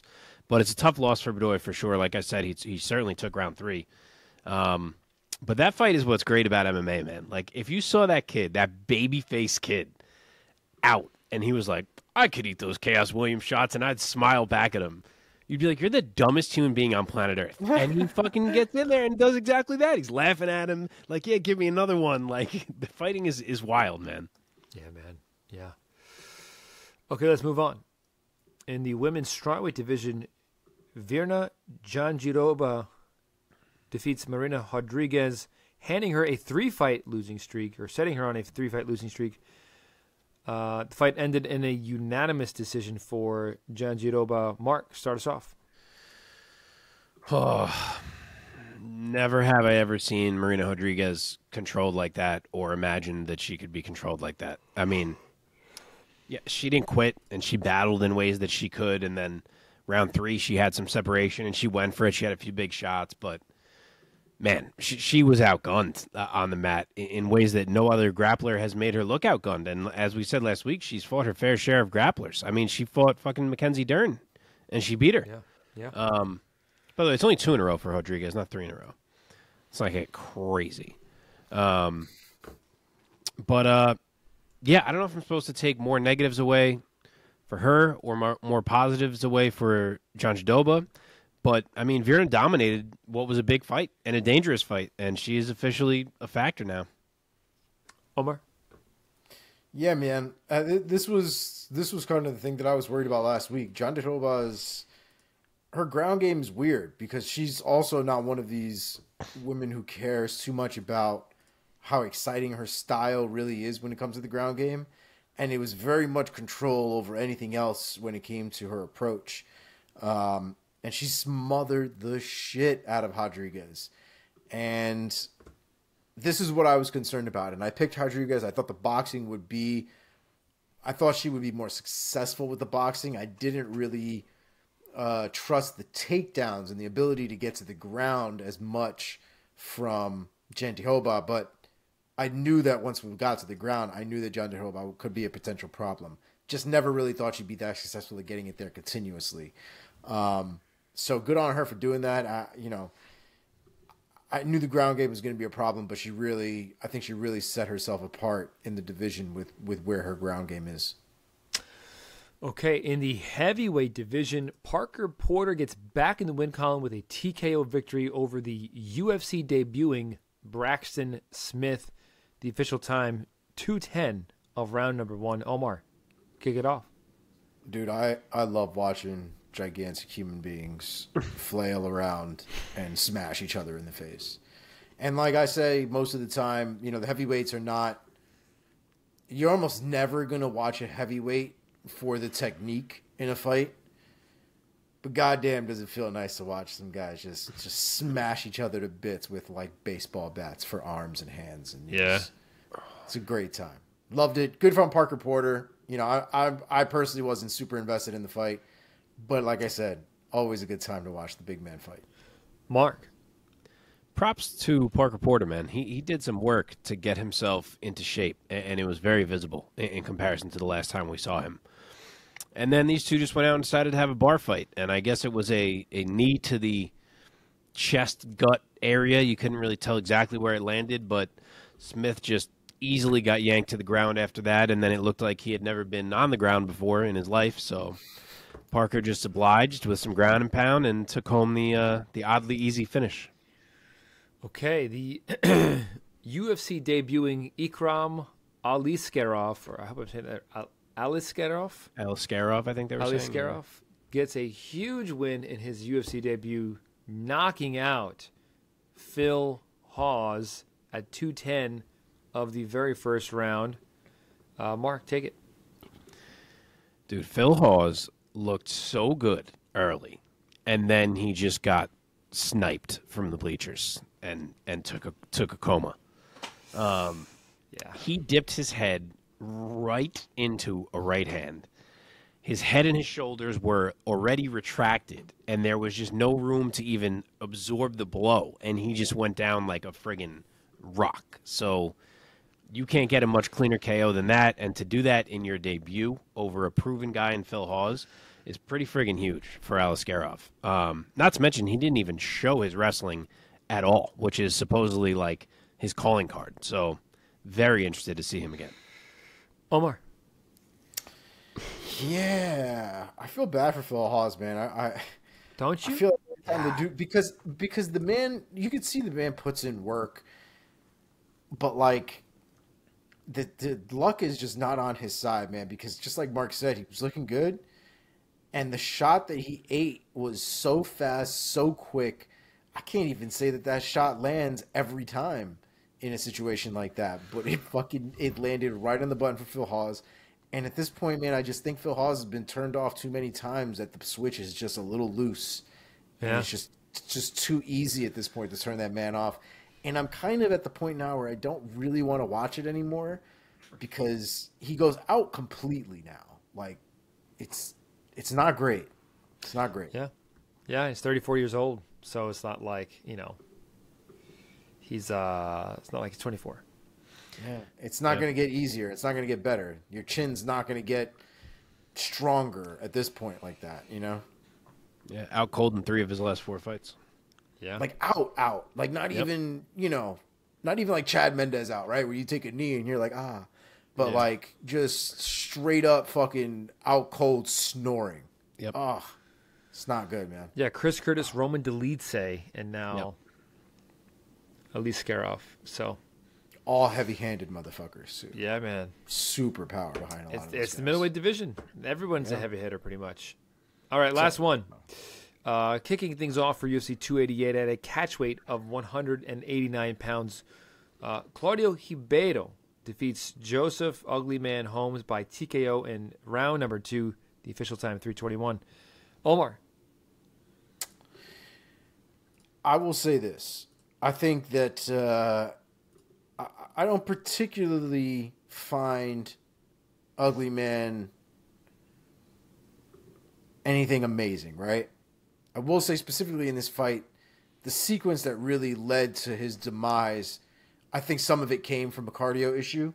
I think there was a lot of issues with the technique that he had in the clinch, and I think he got so sloppy that by the end, by that point in the fight where it ended, he basically had his head on Ribeiro's chest and essentially had his body in a 90-degree angle. And might as well have yelled out, "Knee me in the fucking face," because that's how he was standing, and ate a monster shot that put him down. Yep. And then it was just follow-up shots from there that ended up finishing the fight. But I can tell you, especially after today, that cardio makes your clinch game. Cardio tests your clinch game, and it is a very different game and a very different feel than when you're at distance and you're striking. Even when you're exchanging in the pockets and moving back, it's not the same use of cardio inside in the clinch and out. So there was a lot of that work in there in that fight, and I think it got to Holmes, and I think it just killed him in the end. Mark, take us home. Yeah, Holmes had a little moment to start the fight, but all in all, I'm not surprised by the rest of it. I have just always found him to be unimposing, for lack of a better word. Like, he struggles to impose his own game. He struggles to keep guys off him, and this was no different. Ribeiro was all over him, both striking and grappling, and he eventually took him out. A nice knee to start it, some ground and pound to finish it, and gets a nice dub. And that might be the last time we see Holmes. Yeah, I agree. Yeah, man. At least for now. Okay. That does it for our lightning round and our recap of UFC 288. Good stuff, guys. Good stuff. Let us now turn to the Priaulx rankings. Mark, give us the update of who rose and fell on the heels of this pay-per-view in your very own rankings system. All right, we had a good amount of movement. I tried to weed out the more notable moves, which left us with 5 risers and a faller. We'll start with the faller this week. It is, by the way, Kron or Kron? Because it is constantly said both ways. Do we know? I thought it was Kron. That's what I thought, and then they were saying Kron at times. I don't know. Anyway, Kron, I'll say. Gracie falls from number 21 in my featherweight rankings, where he was fairly high due to the win over Caceres, down to number 32. So it takes a tumble, and we'll see if he has to get removed entirely if he's not going to be employed by the UFC anymore. On to the risers. We will work, let's work from the top of the card. Xiaonan with a move from number 7 up to number 4 in my women's strawweight rankings. So nice move for her. Charles Jourdain moves from number 39 up to number 31 in my featherweight ranks. Matt Frevola goes from number 33 up to number 19 in my lightweight rankings. He does not quite break through the top 15 as he has in the UFCs, but you heard me complaining about their lightweight rankings earlier, so maybe that's not surprising. Number 19 for me. Virna Jandiroba goes from number 12 up to number 7 in my women's strawweight ranks off of the big win over Marina Rodriguez. And then lastly, the man we were just talking about a moment ago, Ikram Aliskerov, a debuting fighter, immediately jumps into my middleweight ranks at number 16 on the back of his KO of Phil Hawes. And that is it for the week. Very nice. Dude, I keep looking up, keep trying to figure out why MMA Decisions doesn't have OneFC in there. And I keep forgetting that it's because they don't do round by round. Is that why they don't? That makes sense. I doubt they even have scorecards for one. I bet you they're just write down who you think won. Yeah, I think it is, yeah. Yeah. All right, Mike, you going to do anything? He's fucking muted again. You fucking guys with your mute buttons. I'm going to fucking because I'm snacking. When we first started doing the show a year ago, I would religiously not snack. I would only have a drink. But now I snack. Yeah. You know, everything about the show has gotten more casual than it was in the beginning. I got a donut with my name downstairs. I can't wait. Nice. Yeah, I want to heat up some leftovers after this. Okay. We'll never get there if we don't keep going. We have so much to do still. Oh, my God. Okay. One championship this past weekend. One Fight Night 10. Johnson versus Moraes 3. Went down at the Broomfield. At Broomfield, Colorado, First Bank Center. It was One Championship's first ever event hosted in the United States. Broadcast live on Amazon Prime Video. Here we go. Let's talk about who we can talk about first. Let's talk about the main event. Demetrious Johnson defeats Adriano Moraes by unanimous decision. Omar, why don't you kick us off this time? Give us your take and your assessment of DJ getting it done, winning 2 out of 3, winning the rubber match over Moraes. So, really good fight, really high level fight, very competitive fight. I definitely had DJ winning by the end of that fight, but I think it was one of those things that because of the way the first 2 fights went, this one almost felt underwhelming out of the 3. We had such dynamic fights and such dynamic finishes in the first 2 that I feel like this one almost left us wanting a finish so much more, that when we didn't get it, or at least for me, when I didn't get it, I felt like I still wanted something. But it was a good fight, man. It was a very competitive fight. You can see both of them at this point have spent so much time inside of that cage together that, you know, they can read each other a little bit better than the last couple times. And they spend a lot of time in the clinch. They spend a lot of time smothering each other and not really allowing themselves to really get any distance to fire off. And I think some of that was still Moraes trying to adjust to the movement of DJ. But Herb Dean did a lot of work breaking them up and trying to get the action going. But yeah, I thought it was a good fight for DJ. But again, just one of the more underwhelming, I think, of the trilogy. Yeah, Mark. Yeah, it was a weird fight in some ways, but at the same time, DJ's the man, and he just continues to show how good he is, even at this point. They both came out a bit tentative in round 1. It was definitely a feeling out process for both guys. DJ didn't even want to throw hands at all early. You could tell he was really conscious. about staying out of range and just working with kicks to start as he felt it out. And then we got a lot of clinching from Moraes, which unfortunately ended up being kind of the theme of the fight from him. More clinching in round 2. And honestly, by the end of round 2, you could kind of tell that Moraes' gas tank was not where it was at the start of the fight already. And DJ was fresh as a daisy, as he always is. And I think he could sense it, because from there, at the start of round 3, is when it kind of turned. DJ started walking him down again like he did in the second fight. He's so good at being all the way in or all the way out. It's unbelievable. I mean, even the whole fight, you barely saw a punch from DJ. It was all kicks outside or elbows and knees inside. There was no hanging out in boxing range because he did everything he could to nullify that reach advantage, which is so smart from him. And Moraes just kind of came in with a boring-ass game plan, if we're being honest. I don't know what he thought he saw, but I didn't see that coming. Just all the clinching, kind of inactivity in the clinch. And DJ's so good in the clinch anyway. I mean, he must have landed 100 fucking knees to the body in that fight, in the clinch. Yeah. So I'm not sure what Moraes thought he was going to do there. But, yeah, I thought DJ definitely won. He did more. He had a more significant work rate. He had the more significant shots, more memorable moments. You know, it was no dominant thing, but at the same time, it kind of was all DJ. So nice win for him, and now we wait and see. Was that the last time? He left the door open at the end, so I guess we're going to find out. But if it was, nice way for him to go out to close out that trilogy after the man KO'd him and shocked the world to beat him twice after that. Crazy. Do you think there's a point of matching DJ up or no?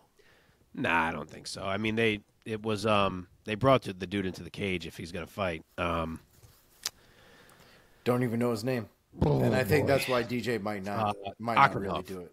Kairat Akhmatov, is that his name? I have no idea. But yeah, I wish there was a way for him to be like, I'll fight again, but like, let me fight Brandon Moreno. Like, I wish we could see something like that. Him continuing to fight kind of lesser known dudes doesn't seem quite as fun, but we'll see what he chooses to do. Oh, I would love for him to fight Moreno now. Let's move on down the line here. We're skipping over the co-main event and co-main event that were Muay Thai. We can touch on them after we do the MMA for sure. Yeah, and Jiu-Jitsu respectively.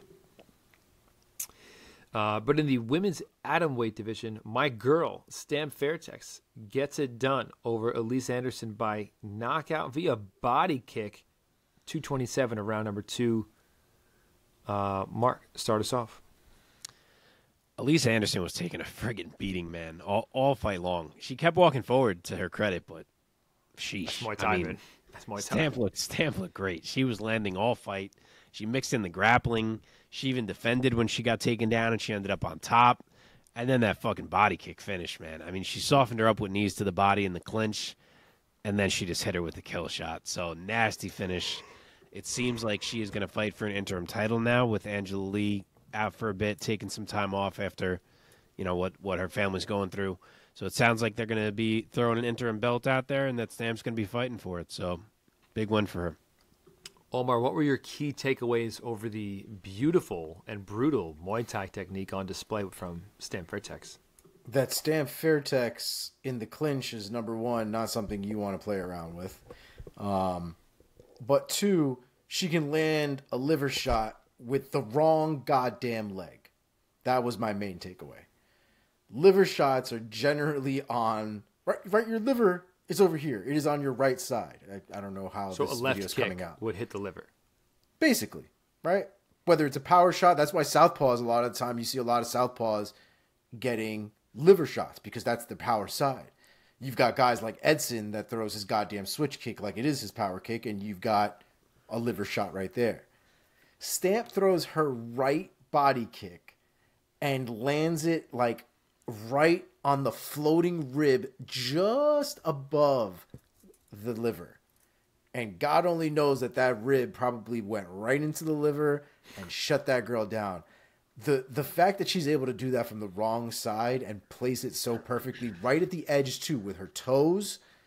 I mean, you don't really want to learn to kick with your toes, but if you're going to kick with your toes, you do it in the middle where it's squishy.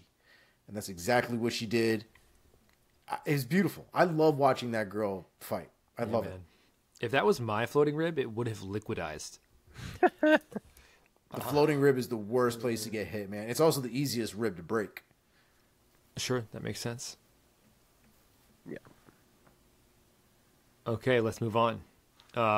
In the where are we here? In the welterweight division, Zebastian Kadestam, round 2 knockout over Roberto Soldic. Disappointing one. I think we all took Soldic. Yeah. I Omar, think why the don't you whole go first? world took Soldic. I'm not sure if Yeah. Kadestam took Kadestam. Omar, take it away. Yeah, I mean, what do you say, dude? I mean, this was crazy. This was huge. This was unexpected. I mean, Soldic was like, when you talk about somebody who's a big prospect, a big name, a big signing, like Soldic is one of those guys. Is at this point that guy right now, right? Like, and for this man to just come in and be like, "Fuck your plans," and just knock this man out in the second round, and then let's be honest, made the best use of the microphone that it seems like his language barrier will allow. And I fucking loved it. I loved every minute of it. And I think no one knew who the fuck Kadestam was going into that fight. And they may not remember his first name, but they'll remember him the next time that they see him as the guy that's the guy that beat Soldic. Yep. That's for right now. That's how he's going to be remembered. So he needs to strike while the iron's hot, because that was a hell of a performance. Mark. Yeah, I mean, first round, Roberto Soldic comes out, and he has Kadestam under siege. Like, he is marching him down. He's hunting him. His hands were so fast. He's landing with power. Kadestam can't do anything pretty much besides circle away and just try to keep his hands up. The round ends. He's limping. His face is leaking. And you're like, man, Roberto Soldic is so fucking good. He's everything we thought he is. And then fucking Kadestam wins. Like, he clips Soldic with this beautiful short elbow. Soldic drops, but he's fine. And then it's like Kadestam's pouring it on, but you keep thinking in all these exchanges, like, oh, Soldic is okay. Like, oh, he's up now. Oh, he's about to separate. Like, there was like 3 different moments where you were like, okay, he's getting out. And it just didn't happen. Kadestam smelled blood better than most people I've ever seen smell blood. He was all over Soldic. He did not let him out, and he got him. So what a fucking win. What an upset. What a statement. Everything totally ruins the plans of one for this massive signing in Soldic. I mean, he's 28, so there's plenty of time. It's not like he's not good. We know how good he is. And we saw what he did in round 1, but shit can happen in MMA, and shit happened. And then, as Omar said, he drops the fucking quote of, he tried to kill me. I'm still alive, baby. Send some other guy. Like, how fucking good is that awesome. quote? Oh, and then he says, you can't kill me. I'm already dead. Like, I mean, Oh, the dude, that's right. That's what right. a moment. What a moment Yeah, for man. him. And he's been at the top of the heap before. He was the champ, I believe, back when Ben Askren became the champ. He used to be a welterweight. I think he's the man Askren actually beat for the belt, if I remember right, or defended one way or the other. So he's been around and won, but he's lost some fights lately. He's took some fights at different weights, but man, fucking what a way to reintroduce yourself with a huge win. Soldic basically lost to a guy that doesn't have a Wikipedia page. That's the totality of it there. That's a good way to put it. It's fucking crazy. Okay, one more recap, and then we will move on here. In the lightweight division of one fight night, Sage Northcutt gets it done over Ahmed. How do you say his last name? Mutaba. Mutaba by submission via heel hook at 39 seconds of round 1. Mark, start us off. Sage gets it done on the fucking mat. Heel hook under a minute. What a friggin' win from this man. I mean, you see the recap video of his injury and his surgery and him saying how he's got a big career left and all this, and you're like, all right, Sage, like, come on, let's see. And he comes out and he gets immediately caught by a jab and dropped and taken down. And you're just like, oh, man, like, so much for that little video and feeling good. Like, this isn't going to go well, is it? And then, boom. But before anything else happens, freaking heel hook, tap, Sage Northcutt, bounce back W. And it didn't even look like he had it, but he adjusted it beautifully, and it was over. So really impressive for him to pull that off the way he did. Yeah, man. Omar? Dude, you could see when he got that heel hook in that it started tweaking this man's knee. Like, if you go back and you watch that video, you could see everything starting to pull from the side of his knee, and it looked horrible. The finish was great. I'm glad that he's got that kind of reaction now on the ground. It seems like he's been doing a lot of work on the ground, but the striking concerns me, right? He had a lot of nice head kicks in there that were not really, hip turned over, going all the way through, almost like snapping little kicks that are just really meant for contact, and might have been using it to gauge distance or, just feel out the fight in the very beginning. But for somebody who I think has a striking background and is known for his striking and the flashiness and all that stuff, like, I want him to be a little bit more reliable in the striking. And I still, even after that fight, don't feel like we've gotten there. I love the addition of the Brazilian Jiu-Jitsu ground game. I think he's always had it, but it was one of those things where it probably wasn't at a high level. He probably didn't have a lot of confidence behind using it in a real competition setting. But it looks like he's been putting in a lot of the reps. He's been out for a while now. He's a lot more mature. I told you guys over text message, this kid doesn't smile anymore. He used to have the Alex Caceres approach in the octagon, right? Kid was smiling, having a great time. Fucking 20 years old. Everybody's got eyes on him. Looks like a baby Dolph Lundgren, a whole deal. Now, no more spikes. This man's combed over here. Yeah. He's fucking stone-faced murderer. He's totally different Sage Northcutt, man. Totally. Oh, I love it too. I think it's gonna go well for him, but we've got to see some better results out of his striking. Yeah, man. All right, you guys want to touch briefly on the Muay Thai and Jiu-Jitsu matches from this one Fight Night 10? Yes, I do. Yeah. Yes, I do. I'll just say one sentence if you want, and then I'll let you really get into it.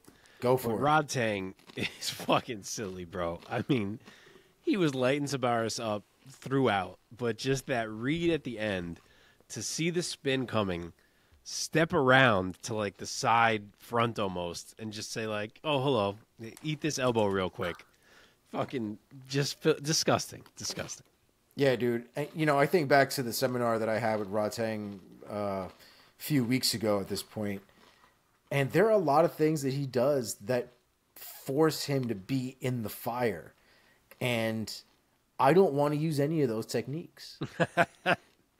Like, I don't want to be in there like that. Like, this man makes a career out of literally putting himself in the worst situation possible and then just firing elbows from there.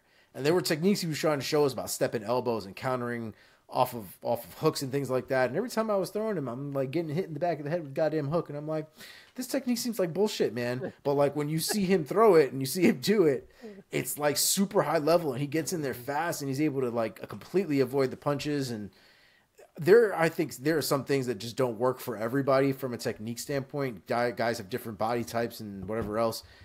And I really think the shit that he does, man, is so tailor-made for his body type and his approach to the game, because I don't think most people can do what he does in Muay Thai the way he does it. Beast. Yeah. And then I'll shout out Musumeci too. Like, that man is a relentless grappler. The dude that he fought literally just had to defend for 9 whole minutes. Like, I've never seen something that looked so unfun. Like, he didn't even get to try anything he wanted to try. He just was overwhelmed. And as soon as Musumeci switched off the leg locks that he was hunting for the whole time and just, looked for a different route, he choked him out pretty quick. So you guys probably don't watch Musumeci a ton. There's a lot of grappling matches that have gone on in one. First time I've seen him, to be honest. So his game is leg locks. That's like his thing. Yeah. And I remember him talking in the post fight, and he's like, I got to a point where I realized I might not be getting this leg lock here, and I was like, you know what, fuck it, let's just try some new shit. Let's just do something different. And you could see the moment he decided to stop messing around with the leg lock in there, that doors just opened up for him, and the kid is so disgusting. I can't express to you enough how good Mikey Musumeci is when it comes to the grappling. I almost wish he was bigger, so that he could take on some of these like behemoths in the grappling world. Yeah. But, you know, that's what happens when you don't take roids. You stay small. So good on Mikey, bro. That performance was A+. And he famously only eats like pizza and pasta. I could see that. But I could see that. Fucking ripped. A true Italian American to the end. That's I say right, my guy. Where's he from? Do we know? I think he's Italian. I don't know where. No, though. I'm saying in like what state? Oh, he's from Marlboro.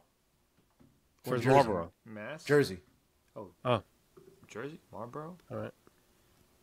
I mean, I'm that thinking of- tracks. I'm thinking I of feel North like that Attleboro. tracks. Yeah, it does. Yeah, he's like a New York, Northeast kind of guy. New Jersey. I feel like if I smelled New Jersey, I'd smell Marlboro. I feel like that makes sense. Should we move on? Let's do it. Let's do it. Let's talk RIZIN, guys. RIZIN 42 also happened this past weekend. It went down in Tokyo, Japan. Let's talk main event. Bantamweight Kai Asakura defeated Yuki Motoya by knockout via knee to the body. Round 3, 2:25 of round 3. Mark, go first. So this is gonna be a Mark special, is that right? You guys didn't get to see these RIZIN fights? That's right. That that's is right. correct. The only thing I know is we got them all right. Yeah, we did. Unfortunately, I could not find the John Dotson fight. So although we previewed for them for you guys, I guess I'm only going to recap 3 of them here because again, the John Dotson video just didn't seem to exist. But he did get another win, UD win. So the role continues. He's been fighting back at flyweight over in RIZIN. And I was hearing it thrown out that there may be some consideration of a flyweight title being introduced. So John Dotson could potentially find himself in the mix for that fight to determine the first champ over there. So good on him for this little late career run. But switching back to the 3 fights I did see, we'll start from the top, as Mike said. Kai Asakura, round 3 knockout of Yuki Motoya. Kai came out. He was clearly just trying to walk down Motoya. But Motoya stood his ground. He made Asakura respect him. Asakura was the faster man throughout, and it was letting him be first. He landed a massive jumping knee at one point earlier in the fight. But Motoya was clinching up to control things. You know, Kai was always advancing. He was always the one that was kind of pushing it, but Motoya was standing his ground. He was countering. And then as the fight went on, Kai really started to mix up the levels of his shots. He was going to the body, and Motoya just kind of kept relying on that clinch to try to limit what Kai could do. He got a takedown or 2, but Kai was getting up. And end of round 2, there was really some beautiful combos from Kai. Motoya made it out, but you could see how dangerous and comfortable Kai was getting. And then in round 3, Kai reverses a clinch and just lands an enormous knee to the body. He could see that Motoya was hurt, walked him into the corner, set up another knee, and that was the end. So Motoya crumpled. Really awesome performance from Kai Asakura. If you could find a way to watch that fight, I absolutely recommend it because Asakura looked fantastic. So nice win for him. And then kind of plays into the other fight on this card, which I didn't even know this was the setup here. But he is now going to fight for a vacant title, Nice. Oh, the winner of this next fight, which happens to be Juan Archuleta. So we are going to get Kai Asakura, Juan Archuleta, which is fucking dope and which I'm pumped for. The bantamweight title over there in RIZIN has been vacant ever since Kyoji dropped it like 3 years ago. So they just never kind of brought it back, and it's going to be Kai and Archuleta fighting for it now. So switching to Archuleta, he fought Naoki Inoue. It did not start off so good for Archuleta. Inoue beautifully stuffed a takedown, ended up on top, and then went to work. He is a really slick grappler. Worked to mount, had a smooth back take, had some choke attempts, some nice knees on the ground. It was really not how Archuleta wanted to be starting that fight. He did land a few big shots to close round 1, but he was down for sure. And round 2, he knew he didn't want to grapple again. He came out really aggressive with the striking.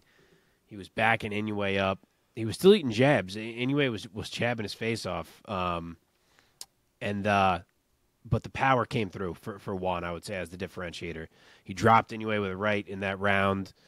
Then the takedown came after that. Once he had him, hurt a little bit more, Juan was able to start working his wrestling. Went for some subs. He had a guillotine in there.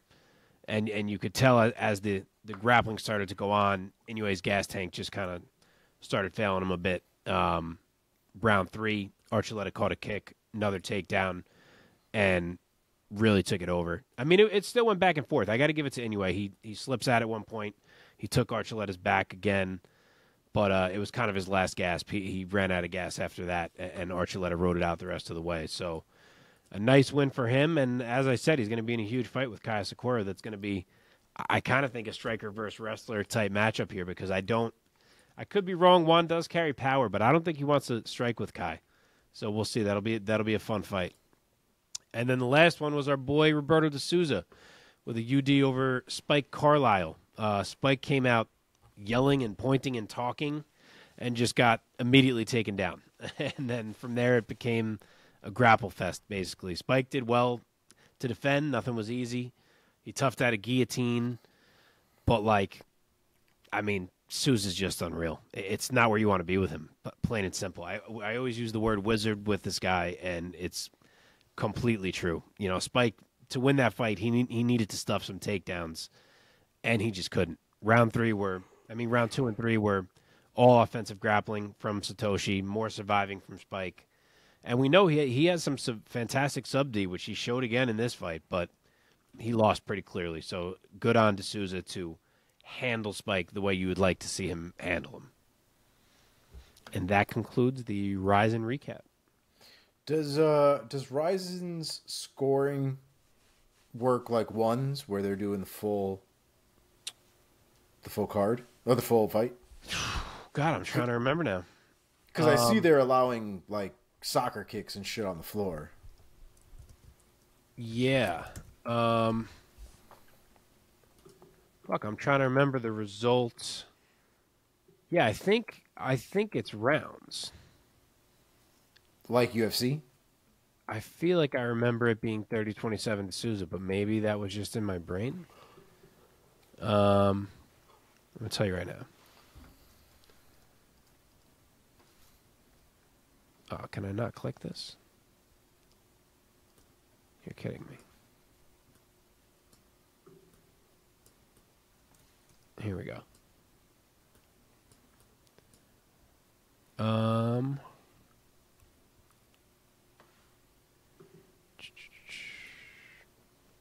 Oh yeah, it does look like they do. I don't know. It doesn't say. You really have me curious now that I can't fucking remember this. I feel like they had scores like the same as the UFC does. Weird. Let's see. Give me one more second. See if I can find this.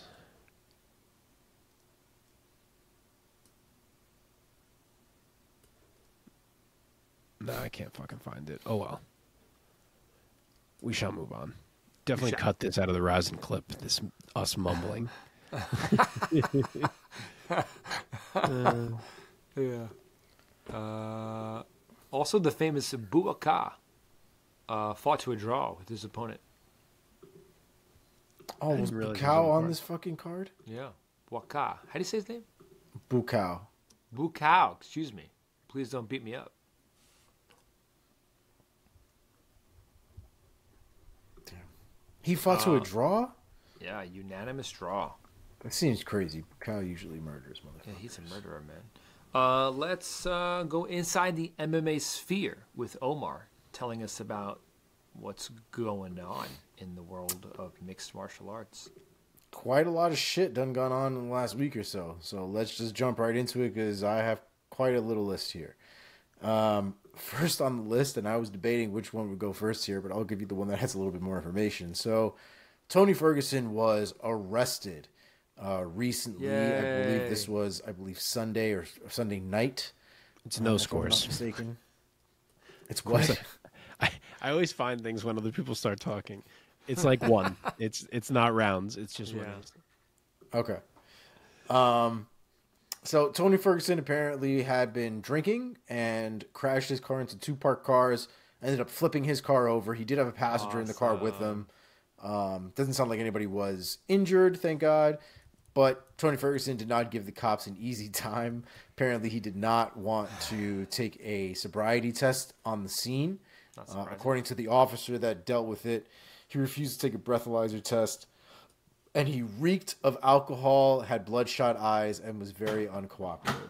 Yeah, no shit. So that's definitely not the situation you want to be in if you're Tony Ferguson, especially the way things have gone. So hopefully that gets figured out. I feel, it's a sad moment. It's a very sad moment. It sucks. It's freaking flipped his car. Yeah. Drunk driving. Yeah. Yeah, that news definitely sucked. Next on the list, we have Jorge Masvidal's father was reportedly arrested. A lot of people in jail. He was arrested for attempted murder. Dude, this story is so crazy.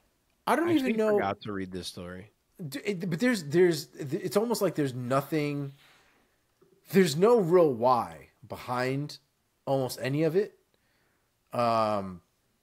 Apparently there was some sort of verbal altercation between him and either a friend of his or a family friend or somebody that they knew who these people were. Like they know each other.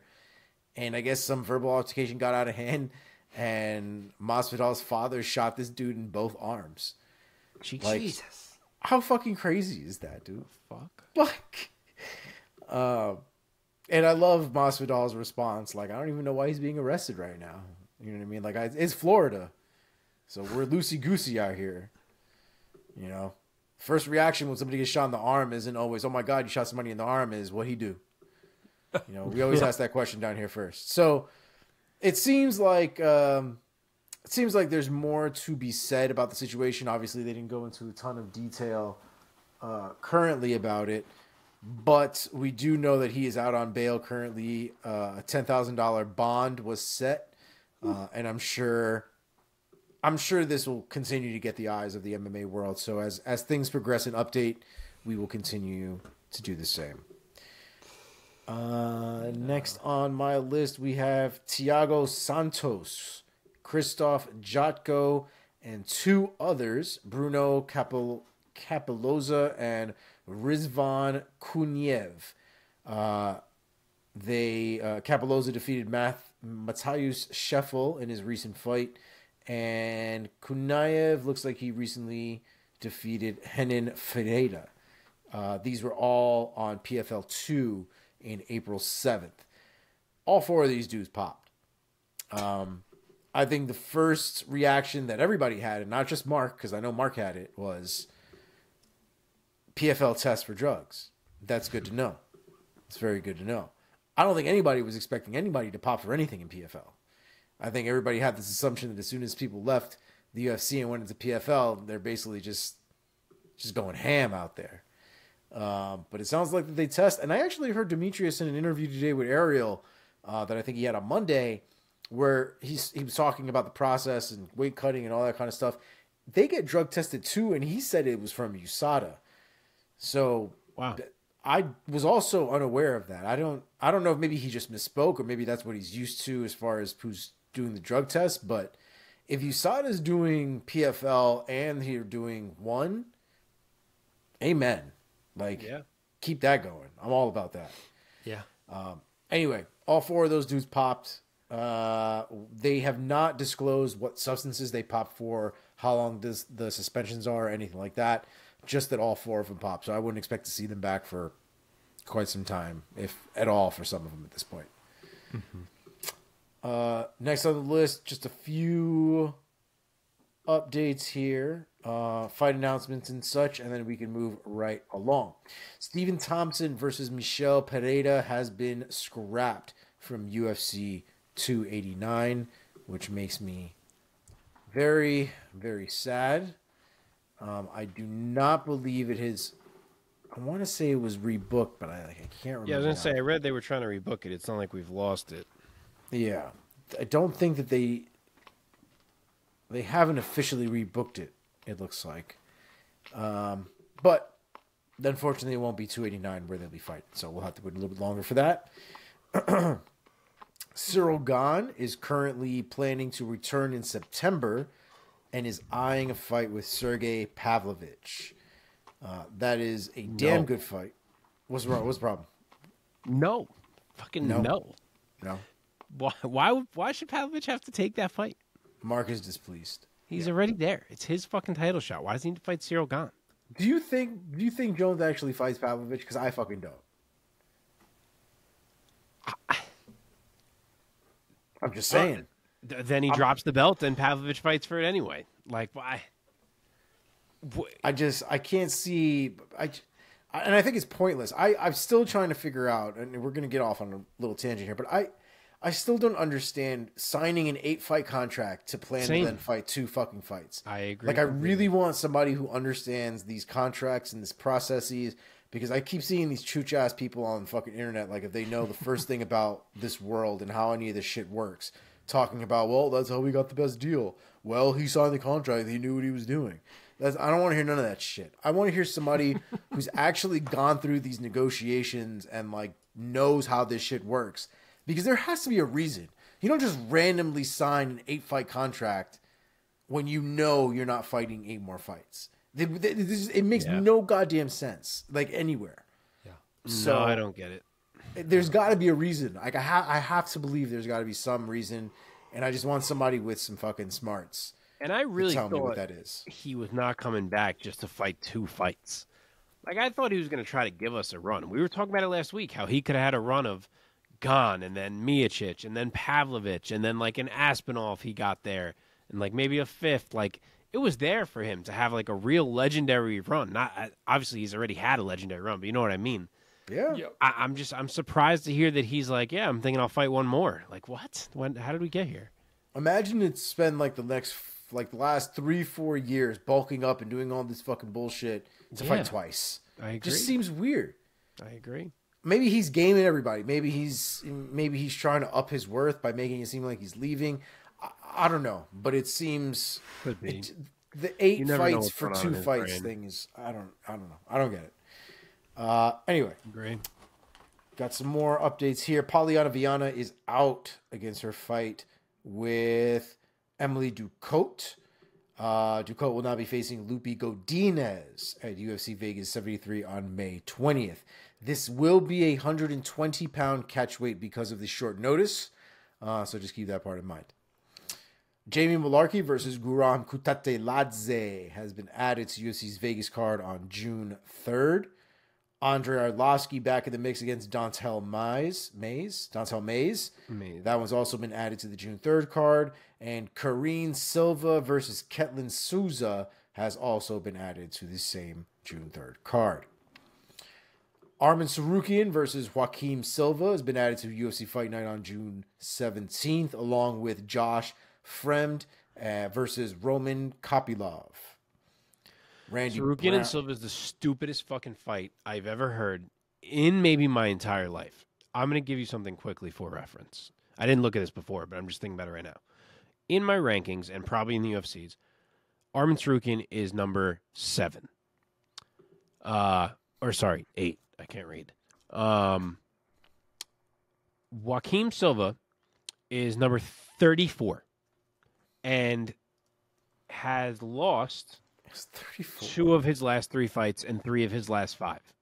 What the fuck are we doing with Arman Sarukian? It's the stupidest thing I've ever seen in my life. Yeah. He's number 8 in the UFC, but I didn't realize this dude was number 34. That's some wild shit right there. Dude, his last 5 fights are losing to Vince Pichel, beating Jared Gordon, losing to Nasrat Haqparast, losing to Rick Glenn, and then beating Jesse Ronson. What are we doing? What are we doing? You're going to be even more mad if you fucking kill Sarukian somehow. I'm not saying that can't happen. I'm just saying it's fucking stupid that Arman Sarukian has to take that fight. I agree. Another one where I want to understand where this decision-making came from. But Moving right along, we have Randy Brown back in the mix versus Wellington Turman. That will be going down to UFC Jacksonville on June 24th. That's a fucking banger right there. Welterweight. Huh. So Turman's coming Turman's down. going You scared down. me. I thought Brown was going up. I was like, wow. Nah, it's coming down. All right. And I think it's probably better for him to come down. It looks like Yeah, he I had can see some. that. Yeah, he had some weight he could have lost there. Next on the list, we have Jordan Leavitt back in the mix against Elves Brenner. That has been added to UFC Vegas 76 on July 1st. The UFC in the last 24 hours dropped basically the entire card for UFC 290 for International Fight Week, so we're going to run through those really quickly. We have Volkanovski versus Yair Rodriguez headlining the card. We have Brand Moreno versus Alexandre Pantoja co-headlining the card. Robert Whittaker versus Dricus Duplessis will be the third fight on that card. Jalen Turner versus Dan Hooker to follow. And Bo Nickel versus Trayshawn Gore starting off the main card. On the undercard, we have from the bottom going up at this point, because I guess that makes a little bit more sense. Do we still have Figueiredo versus Manel Kape? I thought that was scrapped. But they just put this graphic up like yesterday. Oh, unless maybe it was supposed to be earlier and it got rebooked to that card and we didn't even hear about it. No, it's not listed on. No. Yeah, I think that's this was supposed to. Yeah. Yeah, it's I don't think they didn't put the graphic out with the right. Because that would have been on the main card too. They fucked that up. Well, you fucking hope so, but we've seen crazier shit go down. Yeah. So, who just got on the prelim? Brandon Royval, the number 3 ranked contender in the flyweight division, was just on the fucking undercard, fighting number 4 or 5, some shit. That's who should be fighting Manel Kape. Well, I'm sure we'll get there at some point. My girl Jasmine Haragui will be fighting. Denise something Gomes? Denise Gomes, yep. Oh, hey, I got that one up top of the dome. Sean Brady will be fighting Jack Della Maddalena on the welterweight bout there, and Robbie Lawler will be fighting his final fight of his MMA career against Nico Price. Wait, Della Maddalena and Sean Brady is not on the main card? It is on the undercard. It's not even the featured prelim. That feels fucking wild. Wow. That's what I'm saying. The craziest shit has happened. All right. So International Fight Week stacking up to be pretty dope. However, Stipe and Jones are nowhere to be found. R.I.P. Yeah. Holly Holm versus Mayra Buena Silva will be headlining UFC's July 15th event. July 22nd event in London, the fight night, has a few additions to it. Tom Aspinall versus Marcin Tybura will be headlining that card. Lerone Murphy versus Josh Kulibau will also be on that card. Ketlin Vieira versus Pani Kianzad. Yep. Yeah. And Danny Roberts versus Johnny Parsons also on that card. Last fight, after all of the information we've just given to you today, last fight we have here, Jamal Hill versus Yuri Prohaska has officially been targeted for UFC 292 in Boston on August 19th. Let's go. That's a great location for that fight. And that is all we have for you this week. I didn't get a chance to get it in when you said it, but I didn't realize we lost Misha Tate versus Mayra Bueno Silva. I never heard about that getting canceled, but obviously it did if she's fighting Holly Holm now. Yeah. Let's find out. What a fucking step up from her. My God. I mean, she's injured. Name-wise, it's similar, but like Misha Tate currently and Holly Holm, that's a bit of a jump getting Holly Holm, yeah. Yeah. It doesn't seem like there's any info on the injury, but yeah, Misha Tate's injured. Yeah, no, I just never heard. All right, let's keep it moving. The night is young, gentlemen. And by young, I mean very old. Okay, thanks, buddy. it's almost bedtime for all of us. So let's plow through these previews. Okay. Thanks for playing. Thanks for joining us.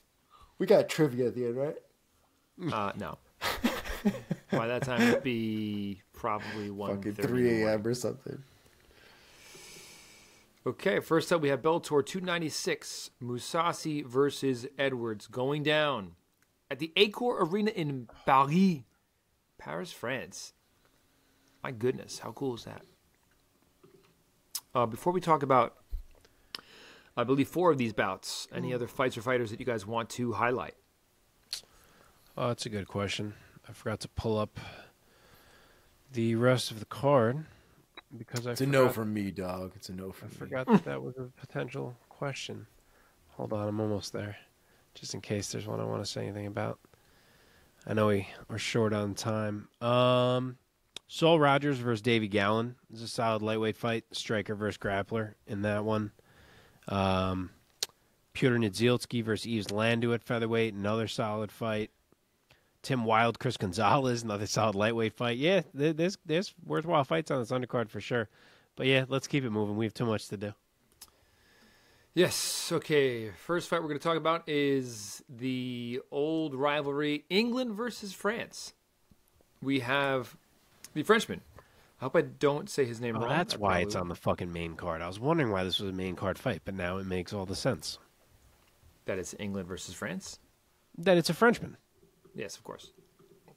Help me say his name if you know it. Is it Thibault or Thibault? Yeah, Goudy, I I believe. cannot say. I generally speaking French words. It's my kryptonite. So you're gonna have to help me out here. Yeah, I think Thibault Goudy. Thibault Goudy, out of France. I'm not even gonna try to say the town and state name. Do you see what it is? No. It's like Hot Grony Toulouse. I don't fucking. I'm looking for it right now. It's Toulouse. Oh, Toulouse. Is that how you say? Isn't that? Yeah, that's That's how fucking Americans say it. No one, I doubt nobody over there is going Toulouse. I think it's Toulouse Hot Garonne, but I could be. That can't be it. That can't be how the French say it. I'm pretty sure it is. Toulouse. I'll bet money. Toulouse Hot Garonne. I'll take Toulouse. I'll tell you what. I'll take Toulouse all day. I'm 99%. I'm like almost completely confident that that's how you say Toulouse. Gosh, Like it's a town I've heard before. funny. Now I'm It's gonna gotta Google it. be. It's gotta be a little. Or if you're French listening, tell us who's the idiot. But It's I'm gotta gonna be look like- it up after this show. Toulouse out Garonne. Yeah, that's exactly what it is. That's not what you said. It's literally what I said, except it's hot, not Come how. on. Okay, we have Thibault Goudy, 16-6 as a pro, very well rounded, 6 knockouts, 6 subs, 4 decision wins. Taking on Kane, again. Pardon me, I don't know him that well. Musa, Yep. the Danger is his nickname. The Danger, 36, 14-4 as a pro, 5 knockouts, 8 decisions. Mark, give us your take and ultimately your pick. Yeah, so I thought this was kind of a random fight to open up the main card, but it makes more sense now because neither man's on much of a streak or anything. But it should be a fun fight. I think it's probably going to be a mostly striking battle, and I'm going to say it eventually goes the Frenchman's way. He is 2 inches taller. He has a 5-inch reach advantage, which is pretty significant. I could see Musa come out hot. He tends to.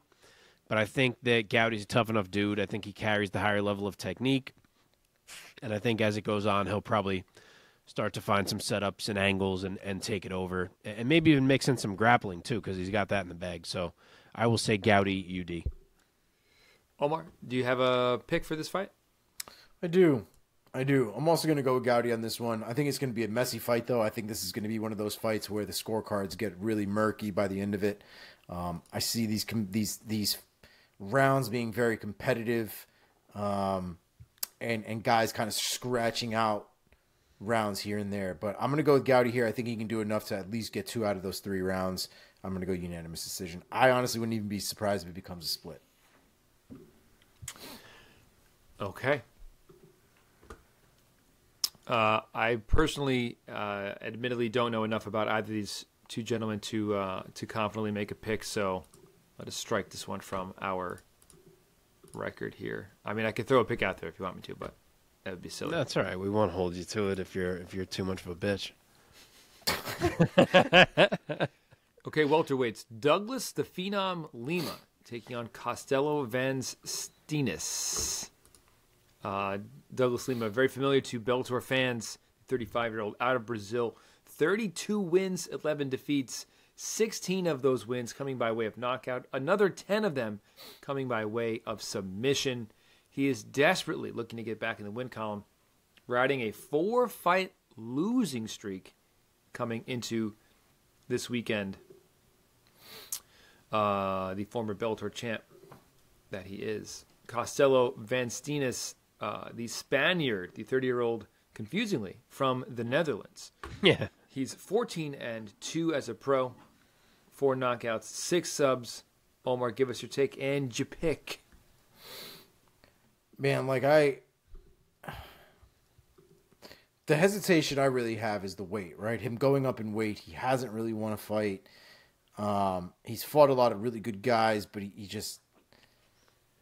I mean, he's never been in this position. We've never seen him in this position before. Obviously, I'm going to pick him. I'm going to pick Douglas Lima because it's Douglas Lima. And I can't live in a world where Douglas Lima loses to a Castelo Van Steenis, right? And the kid is good. He looks like he's good. It looks like he's got a solid resume. He's got some wins on there for sure. Like, I'm not saying this kid is bad or anything like that, but just Douglas Lima, in my opinion, is just one of the elite fighters of the current generation, of the current era. And yes, he's on a 4-fight losing streak, but look at the guys that he's fought. You know, Jason Jackson, I think, is probably arguably the least impressive name on that roster of his last 4 fights. And Jason Jackson is still a pretty good goddamn name.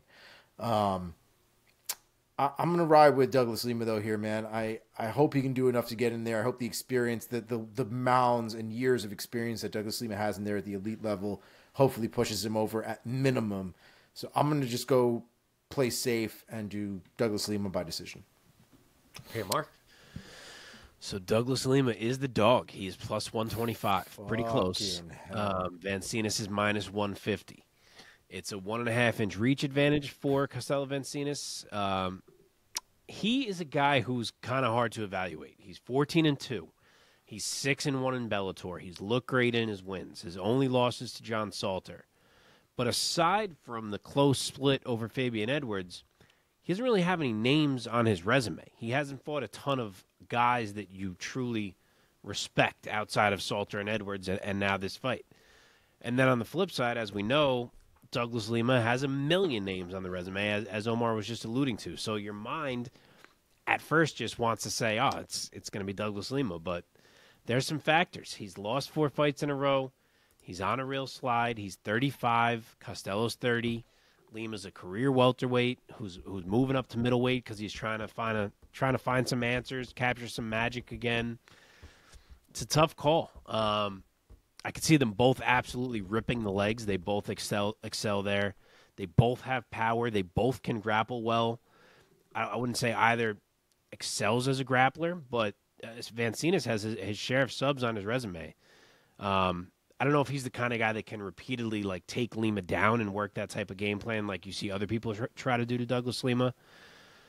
But I just feel more comfortable, I think, going with the younger man and the larger man here. I haven't loved what I've seen from Lima lately. I think there are some signs that he's starting to fade from the level he was once at. So I'll be happy to be wrong, but I will say Van Steenis UD. Damn. I'm kind of torn on this fight. Is he really that much bigger?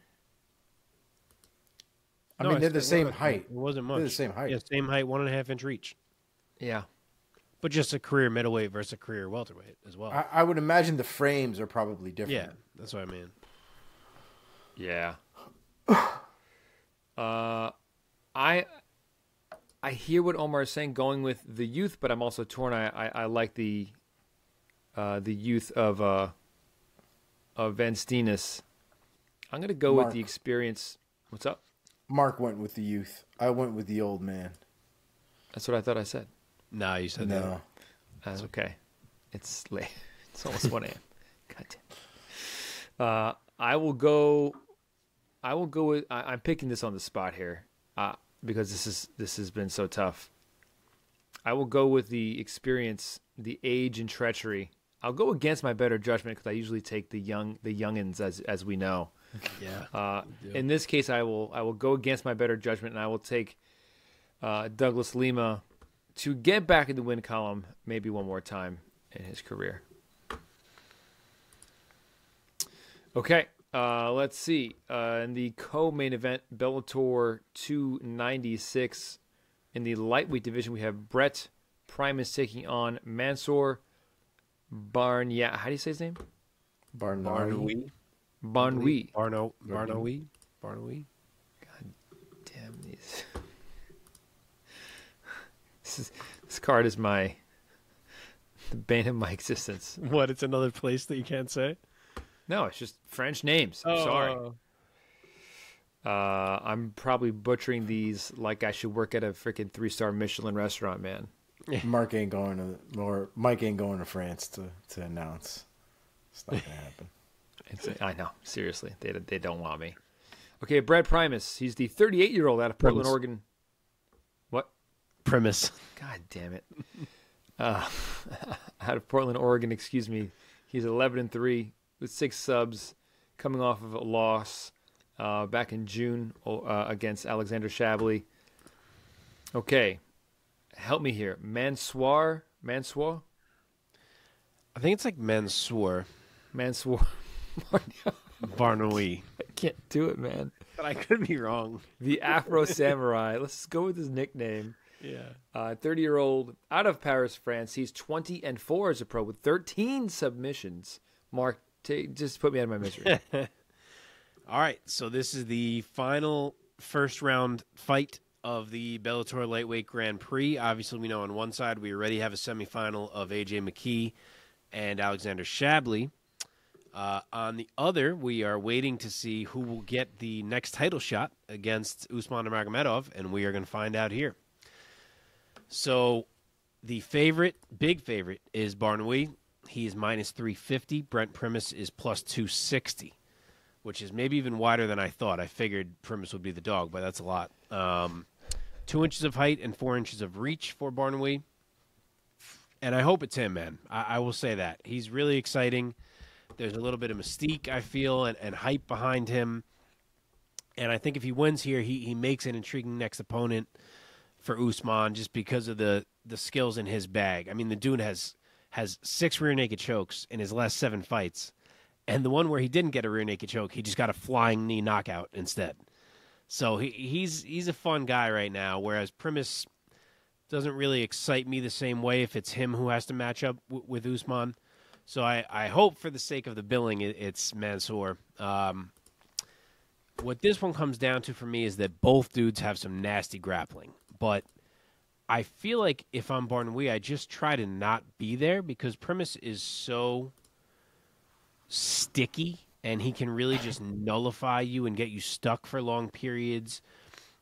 And I think the easier game plan is for Barnawi to just strike as much as possible. And that's not to say he can't win the jits because he may just be that filthy that he can tap Brent Primus too. I mean, he's been tapping everyone, as I just said.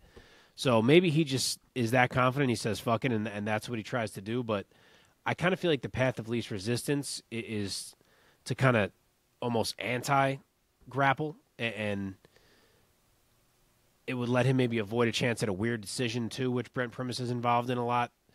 So I think I'd like to see him strike a bit more here. I could see him in the clinch, elbows, clinch work there. But I'm going to say Barnawi can pull that off and win a UD. Okay, Omar? Yeah, I got to say, I don't think Barnawi is going to have the kind of approach to the game where he's worried about Brent Primus' takedowns or his ground game at all. I don't see him. I've never found Brent Primus to be particularly exceptional at any real area, to be honest. His wrestling, I think, is his best attribute. And I don't think he's, exceptionally significant there either. I don't think he'll have a lot of answers for Barnui, if we're being completely honest. I think he's kind of a beast of a human being. And I think he'll have trouble trying to take the fight to the ground. And I think what will end up happening is Barnui is going to take advantage of those opportunities. And whether he looks for a submission or looks to take control and take top control from there, I think we're going to see a lot of momentum moving in Barnui's way, probably for the entirety of the fight. So I'm going to go with unanimous decision. Lies. I'm going to go with third round submission. For I remember, so it's a lot of time for a finish to happen. So, yep. Oh, it's a 5-round fight. All the tournament fights are 5. Oh, I'm still gonna go round 3. But I think Primus taps 100%. Okay. First tap, first submission loss will be on Primus's record. By the way, I'm an idiot. I was saying before that we know it's AJ McKee and Shabley, and we don't. AJ McKee didn't fight Pitbull yet. That still has to happen. Right. I don't know why I was acting like that happened. This being Patricky Pitbull, obviously, not Patricio. But continue. Okay. I'll just make this quick. I'm going to take Mansour, the Afro Samurai. I'll say that he gets it done by submission. I will say round 2. Okay. Nice.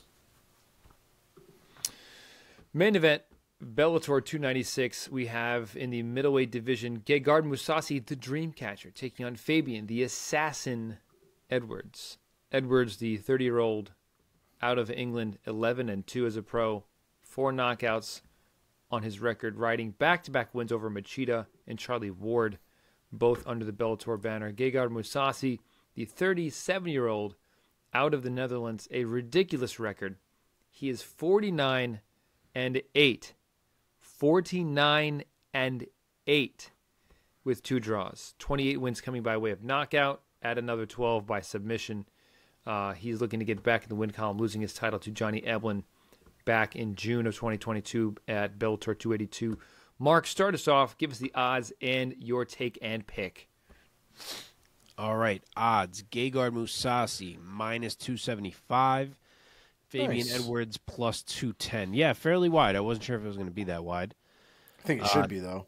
3.5-inch reach advantage on the Fabian Edwards side. And, yeah, I guess the odds makers are in a similar place to me. I'm going to need to see a lot more than one uninspired Mousasi loss to start picking against this man. I know everyone gets old at a certain point, but I've believed in Mousasi for far too long, and I'm going to have to see something much more discouraging, couple performances to stop believing. Edwards is good. He's a well-rounded fighter. He's a clean striker. He goes for it. He's kind of slick in the grappling. He's an athlete. He's got things on his side. He's 30. Mousasi's 37. It's Gegard's 60th career fight. Crazy. Like, you know, there are reasons to consider the Edwards side here, but he also lost to Austin Vanderford in 2021, who Gegard absolutely toyed with in every single way. I know it was 2 years ago, but I just don't think Gegard has fallen that hard, that fast, or that Edwards has improved that much. And as well-rounded as Edwards is, I think Mousasi's just a bit better everywhere. I think he's the smarter striker. I think he sets things up better. I think he's the more skilled grappler. And I think he's the more dangerous finisher. And I know Edwards has never been finished, but fuck it. 5 rounds with Gegard. I'm saying it happens. Gegard, late round 3, TKO. Okay. Omar. Yeah, I think the well-roundedness of Gegard Mousasi, I think, is going to give Fabian Edwards some trouble. I think Fabian Edwards, out of the 2 brothers, I think he's, below Leon Edwards. Obviously, Leon Edwards with the belt and all that stuff. But if you look technique for technique, I still think Leon Edwards has a bit more talent and a bit more tools in his belt. And I think, like Mark suggested, the loss to Austin Vanderford, I think, tells a lot, because we're looking at a guy who, personally, I don't rank very high when it comes to, his technique and approach to the game, even the wrestling and things like that. We know he's got a history for it, but, I don't think he has some of the best wrestling in Bellator, but his wrestling did do enough to stop Fabian Edwards, and I personally think Gegard Mousasi's ability to get things down to the ground is significantly better than Austin Vanderford. So I think that is the path of least resistance. I think that Gegard should try to take it to the ground and work from the ground. Wouldn't be surprised if he tries to stand up and strike with him for a little bit, but I expect Gegard to take it down and submit him. I'm going to go 4th round submission. For who? Gegard. Gegard. Dude, how do you not go with Gegard Mousasi here? I'm going with the stud. This is twice now in this episode that I'm going against my trend of always picking the younger fighter. Always pick the younger fighter, guys. I'm just kidding. That's terrible advice. Even though there's a quite an age gap in this fight, Gegard truly is on the back 9 of his career. The record obviously shows, a lot of miles on that body, but I'm going to roll with this guy. Before he lost to Johnny Evelyn, he was on a 4-fight win streak. He has been on such a tear under the Bellator banner, and I'm going to go with him to win, I will say by unanimous decision, because Fabian Edwards has never been finished, and so I'll make a somewhat safer pick, and I'll say UD for Gegard. I'm just realizing this would be career win number 50 for Gegard, which would be a pretty dope accomplishment. Hopefully I didn't just jinx it. Yeah, that'd be cool. All right, let's get to the UFC and get this done. UFC Fight Night Rozenstruik versus Almeida. Before we get to any of the fights that we are going to recap. We're not going to recap any of them. Excuse me, not recap. We're not that good at this job. We don't know exactly what's going to happen. Tell me about any fights or fighters that you guys want to spotlight. The only one for me that I would really want to spotlight is the Brian Battle one. Brian Battle versus Gabriel Green. It's a fight I think that Brian Battle definitely needs to win. He didn't have the greatest showing in his last fight, but he's had some good momentum up until that point, so hopefully he can pick up that momentum in this fight again. I agree. I like that fight. It's a tough one to evaluate. I will spotlight Cody Stamann and Douglas Silva de Andrade. I really like this fight. I think both of these dudes are guys who have enough talent to cause problems for ranked fighters in this bantamweight division. They're both really good. Stamann is a great wrestler. Andrade is a great scrambler. Andrade carries the power, but Stamann has kind of been improving the boxing. I'm very intrigued to see who comes out of that one. Okay, let us begin now with this fight got bumped from the main card to the featured bout on the prelims on ESPN and ESPN Plus in the welterweight division. Matt Brown taking on Court McGee.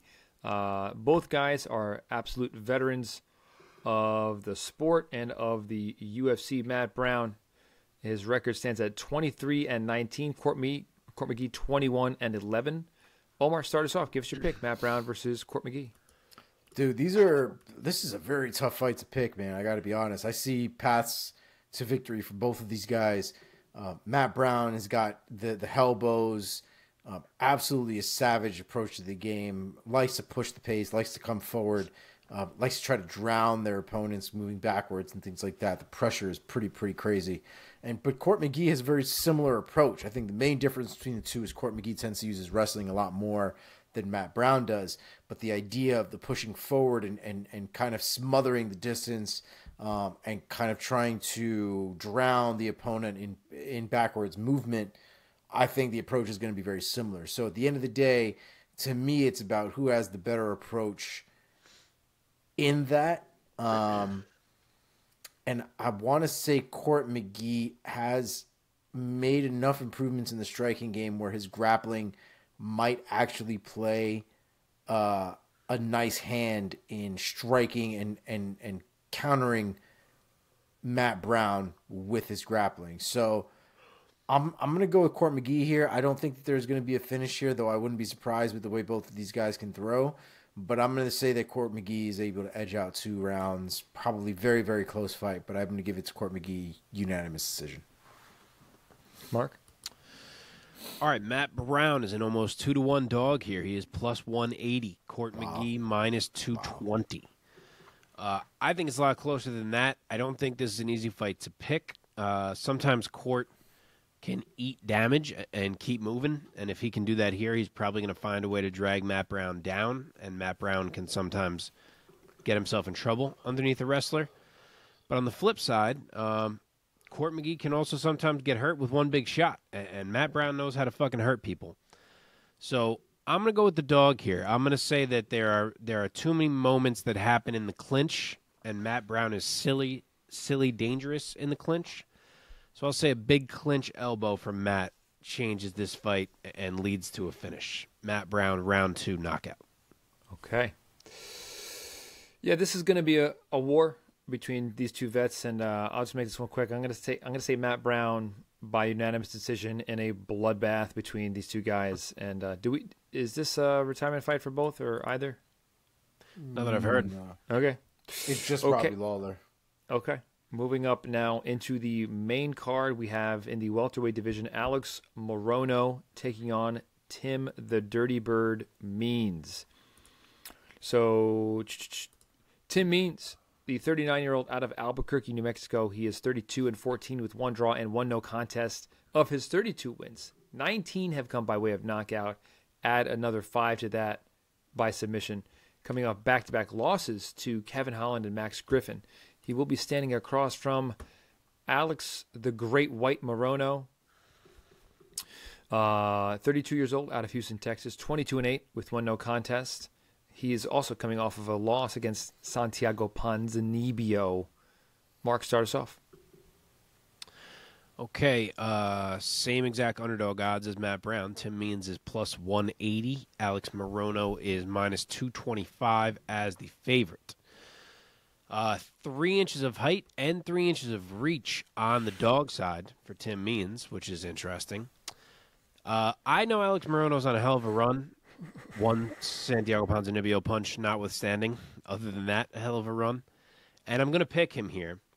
But I do think Tim Means is live. You have to be very legit to beat Tim Means. And I think Alex Morono is that, but I don't know that I'm 100% convinced of it just yet. So I think Tim Means has avenues to make this fight interesting, but I will go with Morono in the end. He got to have a training camp, which is nice. The guy's on short notice all the time. So I'm sure that's a plus for Alex Morono. And he just seems really dialed in as of late on understanding his own game. So I'll say he lands more often, keeps the higher work rate up, and does enough to take the cards over Tim Means. Let's see. I am going to be taking Tim Means in this one. I think Alex Morono is a tough-as-nails kind of guy, but I think Tim Means, even in his advanced age, wow, look at me. I think his overall talent is going to outshine Alex Morono's toughness, and I think Tim Means is going to walk away with a UD. A UD. Okay, light heavyweight division. Wait, Omar's got a pick. Oh, my bad. Omar, please go. I think Alex Morono is a smart fighter, man. I don't think he gets enough credit. I think he's not very flashy. You know, he doesn't have a very intimidating look to him. Doesn't talk a ton of shit on the mic. And so I think he goes very under the radar in that respect. But Alex Morono is a dog, man. He's a dog. He comes to fight every time. And he's a very, very smart fighter in the way that he approaches different fights and makes adjustments. I think Tim Means has kind of been the same fighter for the last 10 years or so. And it's not to say that that's a bad thing. His approach to the game has always been very, straightforward. Just try to beat the shit out of somebody in any way possible. I think Morono is going to be a little bit more tactical in there. I thought he was winning that Ponzinibbio fight up until he wasn't. Sure. I think Morono is going to be able to get it done here. I'm going to go with Morono here by unanimous decision. Okay, light heavyweight division. Carlos Ulberg taking on Ihor Potieria. Ulberg, 7 wins, 1 defeat. Out of, where is he out of? Is he out of, yes, Auckland, New Zealand. The Black Jag is his nickname. Of his 7 wins, 5 have come by way of knockout. He's riding a 3-fight win streak coming into this weekend. Potieria, the duelist, the 26-year-old out of Ukraine, 6'3", 19-3, 9 knockouts, 6 subs, also coming off of a win over Shogun Hua. Omar, start us off this time. Yeah, so the win against Shogun Rua, it's a nice name, but it's coming off of the back of a career that hasn't even looked the same in recent memory. I can't even remember when the last time Shogun really looked like Shogun. So I don't take too much away from that, unfortunately. Carlos Ulberg, though, watching his fights, another one who hasn't really had fights with guys who have some name value, although obviously he fought Nzechukwu, who fought last weekend, who we touched on. Lost to Nzechukwu, has fought, Nigga but I still think Carlos Ulberg needs a name that's going to have a little bit of name value. I don't even think that Puteria is really that guy either, but I do think that Carlos Ulberg is good enough to get a win off of this one, so I'm going to go with Ulberg here by TKO round 2. Mark. Ulberg is a large favorite. He is minus 430. Ihor Potieria is plus 320. There is 1 inch of height and 2 inches of reach on the Ulberg side. And there is me being very sold on Carlos Ulberg and not very sold on Ihor Potieria. So this is not a tough one for me. Give me Carlos Ulberg all day. I think he is better where Ihor wants to be fighting. I think he picks Potieria apart and eventually hurts him and finishes him. I will say Carlos Ulberg, round 2 knockout. Very nice. I mostly agree. I think that Ulberg is legit. And I'm going to say Ulberg is going to knock him out in the very first round. Oh, damn. Damn. All right. Okay. Welterweights, Daniel Rodriguez taking on Ian Gary. Getting sexy now. Yes, baby. Daniel Rodriguez, D-Rod, the 36-year-old out of California, 17-3 as a pro with 8 knockouts, looking to get back in the win column after losing to Neil Magny by submission back in November.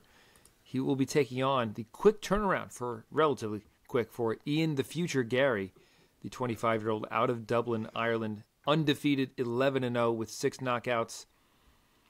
Mark, start us off. Give us the odds and your pick. So I debated on this pick. In my mind, I'm like picking a really close matchup. Not sure which way to go. And I hadn't added the odds until Omar was doing the Sphere. That's when I went and grabbed the odds for all these fights. And I'm amazed by what the odds are. Is it Ian? Ian, I would imagine, is the favorite, if we're being honest. And I would assume he's probably more than a 2-1 favorite. Dude, he's minus 310. I was thinking 250, but 310 is...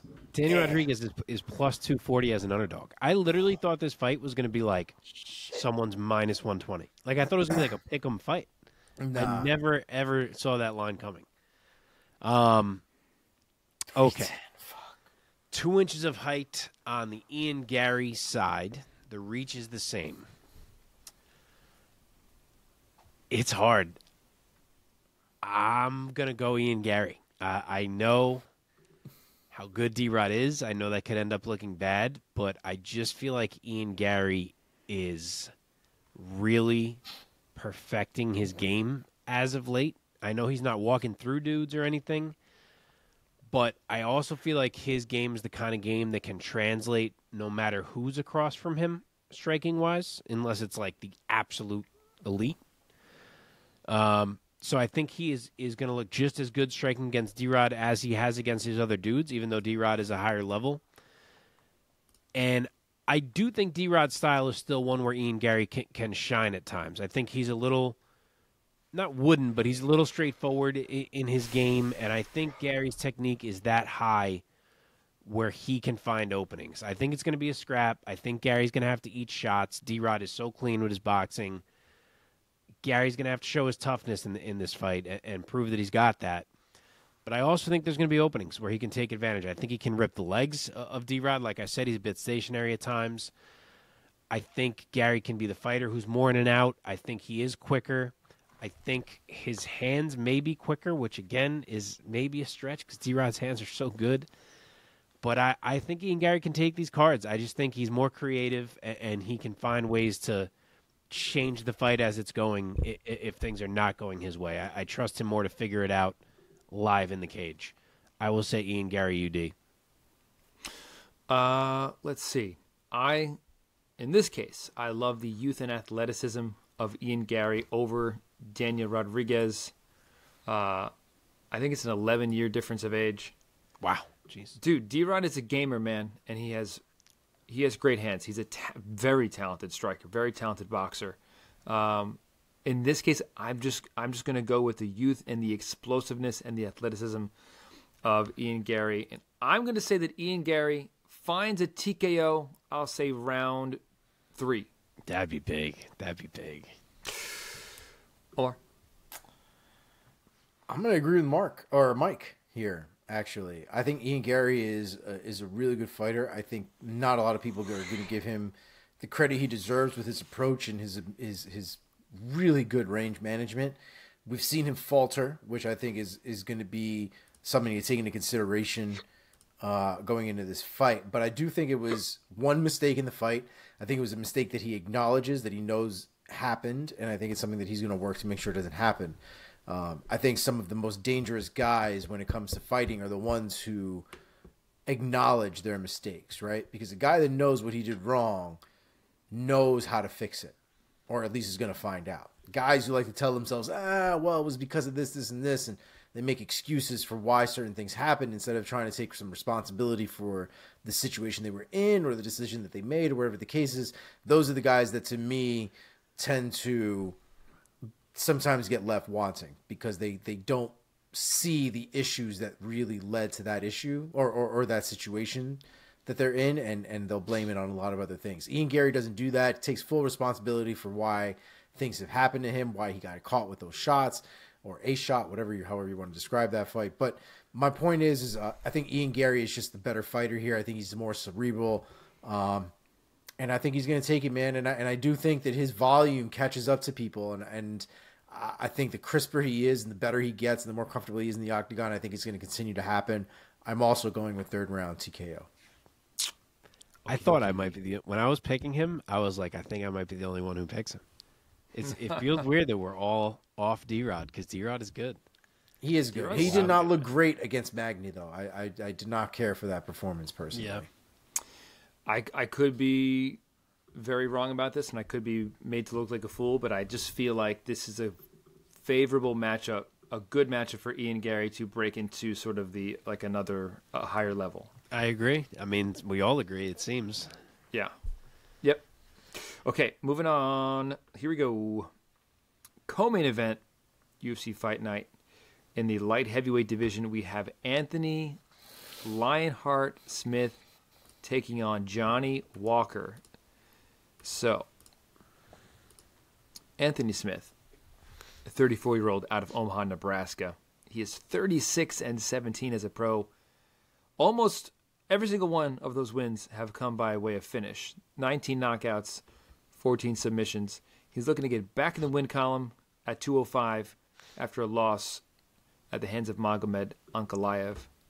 He will be standing across from the jovial but always dangerous Johnny Walker, the 31-year-old native to Rio de Janeiro, Brazil. He is 20-7 professionally with 16 knockouts and 3 submissions, only one of his wins coming by way of knockout. He's riding consecutive victories coming into this weekend over Ion Cutelaba and Paul Craig. Omar, start us off this time.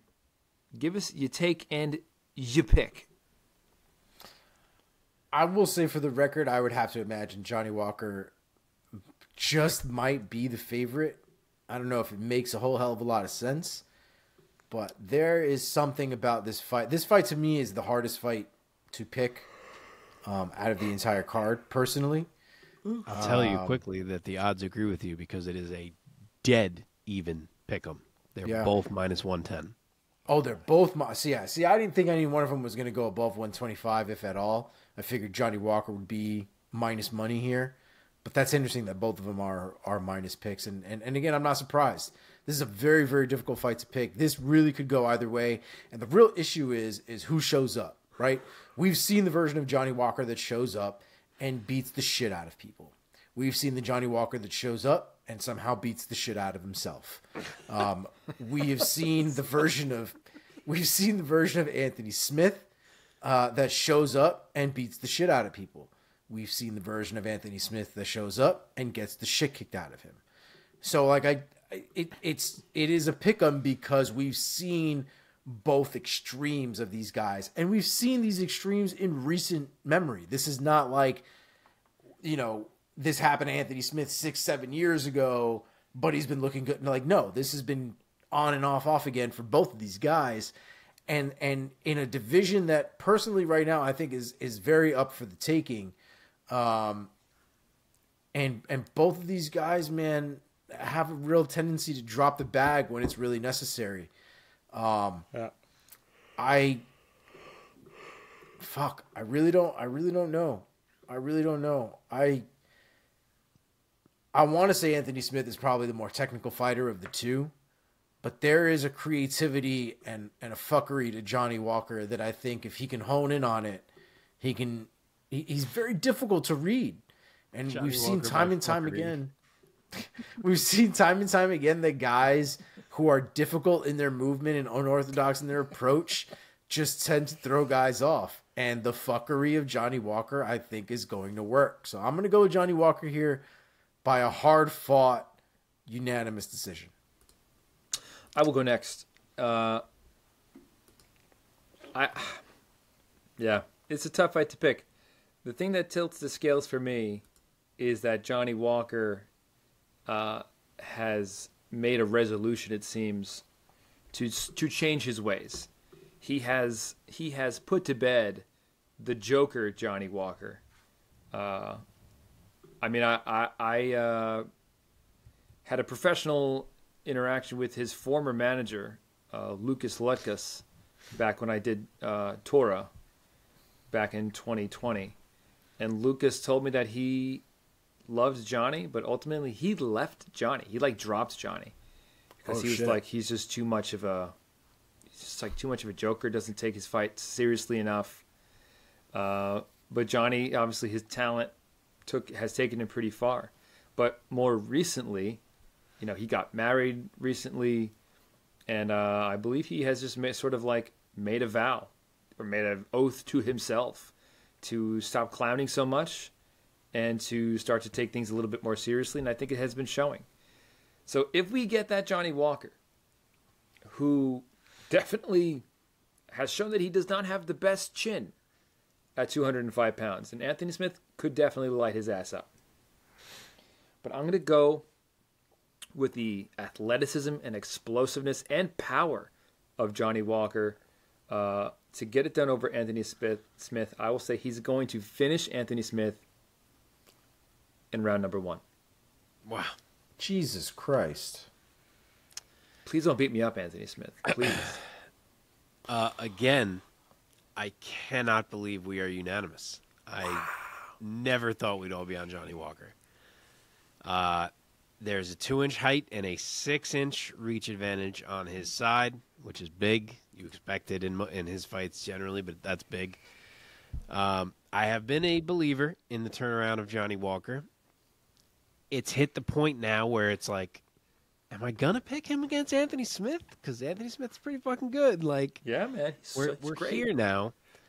But I can't put my finger on exactly how Smith would win this fight. Because striking is going to be a dangerous proposition with the length and the power. And Smith does get hit. It's not like he's super evasive. And taking down a guy as big as Walker and trying to control him on the mat or work some subs is just not easy. He's an athlete. He's huge. We've seen the improvements in his own jiu-jitsu. I do think a 5-round fight, if this had ended up being a main event, would have favored Smith more because I don't trust Walker's cardio as much.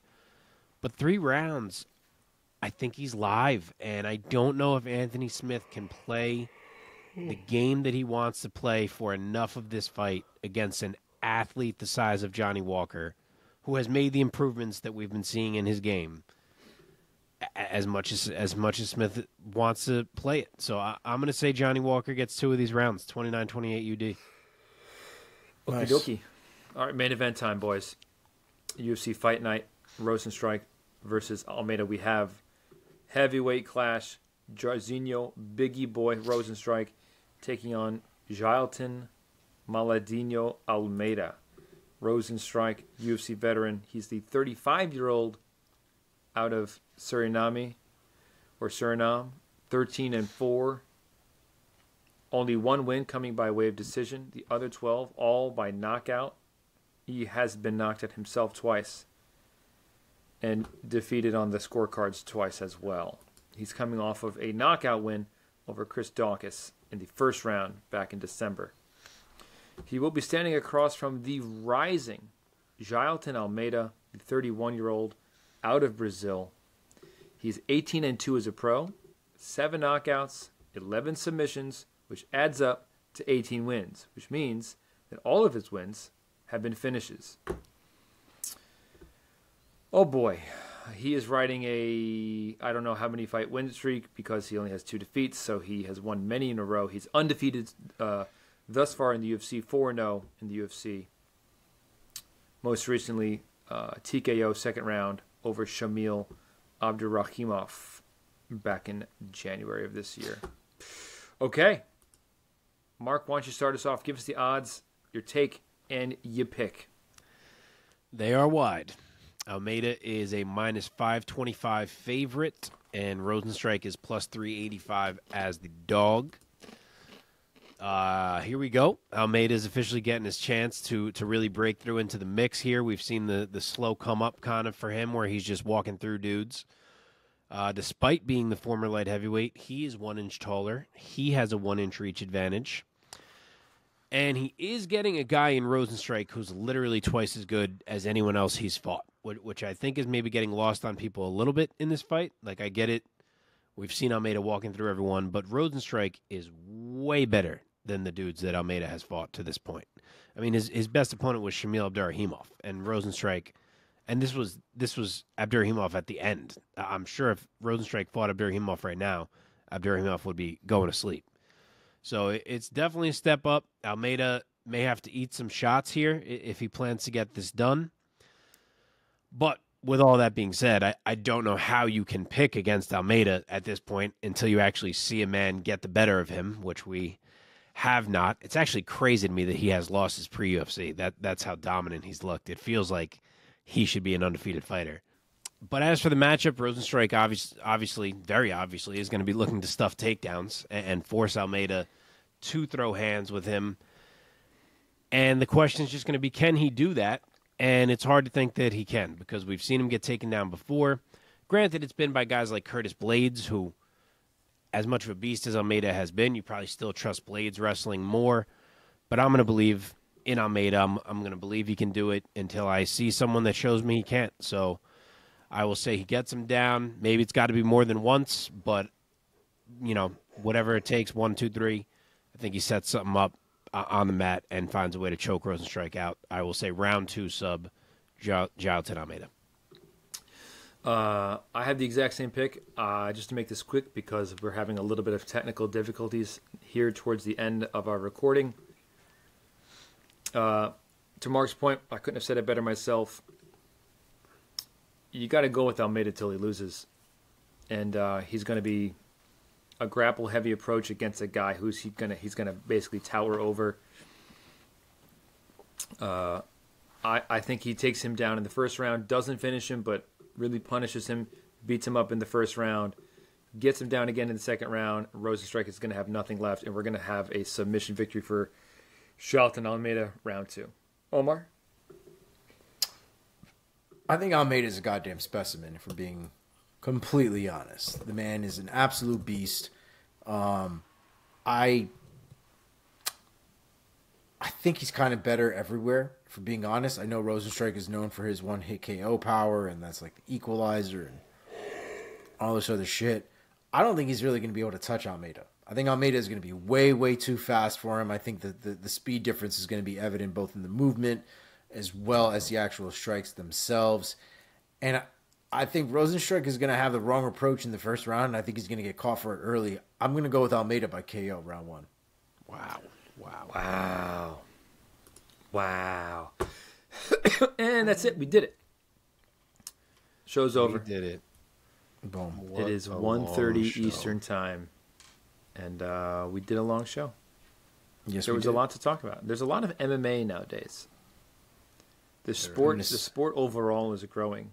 Not just UFC, but One Championship is continuously pumping out awesome events. One is fucking great. One is great. I do. Dude, I actually do love One. I love their whole presentation. Yeah. I really enjoy watching One events. You guys have probably, if you listen to this podcast every once in a while, you may have heard me talk wild shit about the production value of Bellator and how it is lacking. I do not feel that way about One by any stretch of the imagination. Their shit is A+. I love the walkouts. Yep. Stan Fairtex gives me like half a goddamn concert before I watch her beat the shit out of some girl. I love it. I love everything about it. I think it's a fantastic promotion they got going there. Yeah. Anyhow. All right, boys, it's late. Great show. Thanks for sticking with us, guys, through a little bit of technical difficulties. Enjoyed the fights this week between Bellator and UFC action, and we'll catch up next week. Yes, sir. Okay, bye. All right, everybody. Peace. Peace.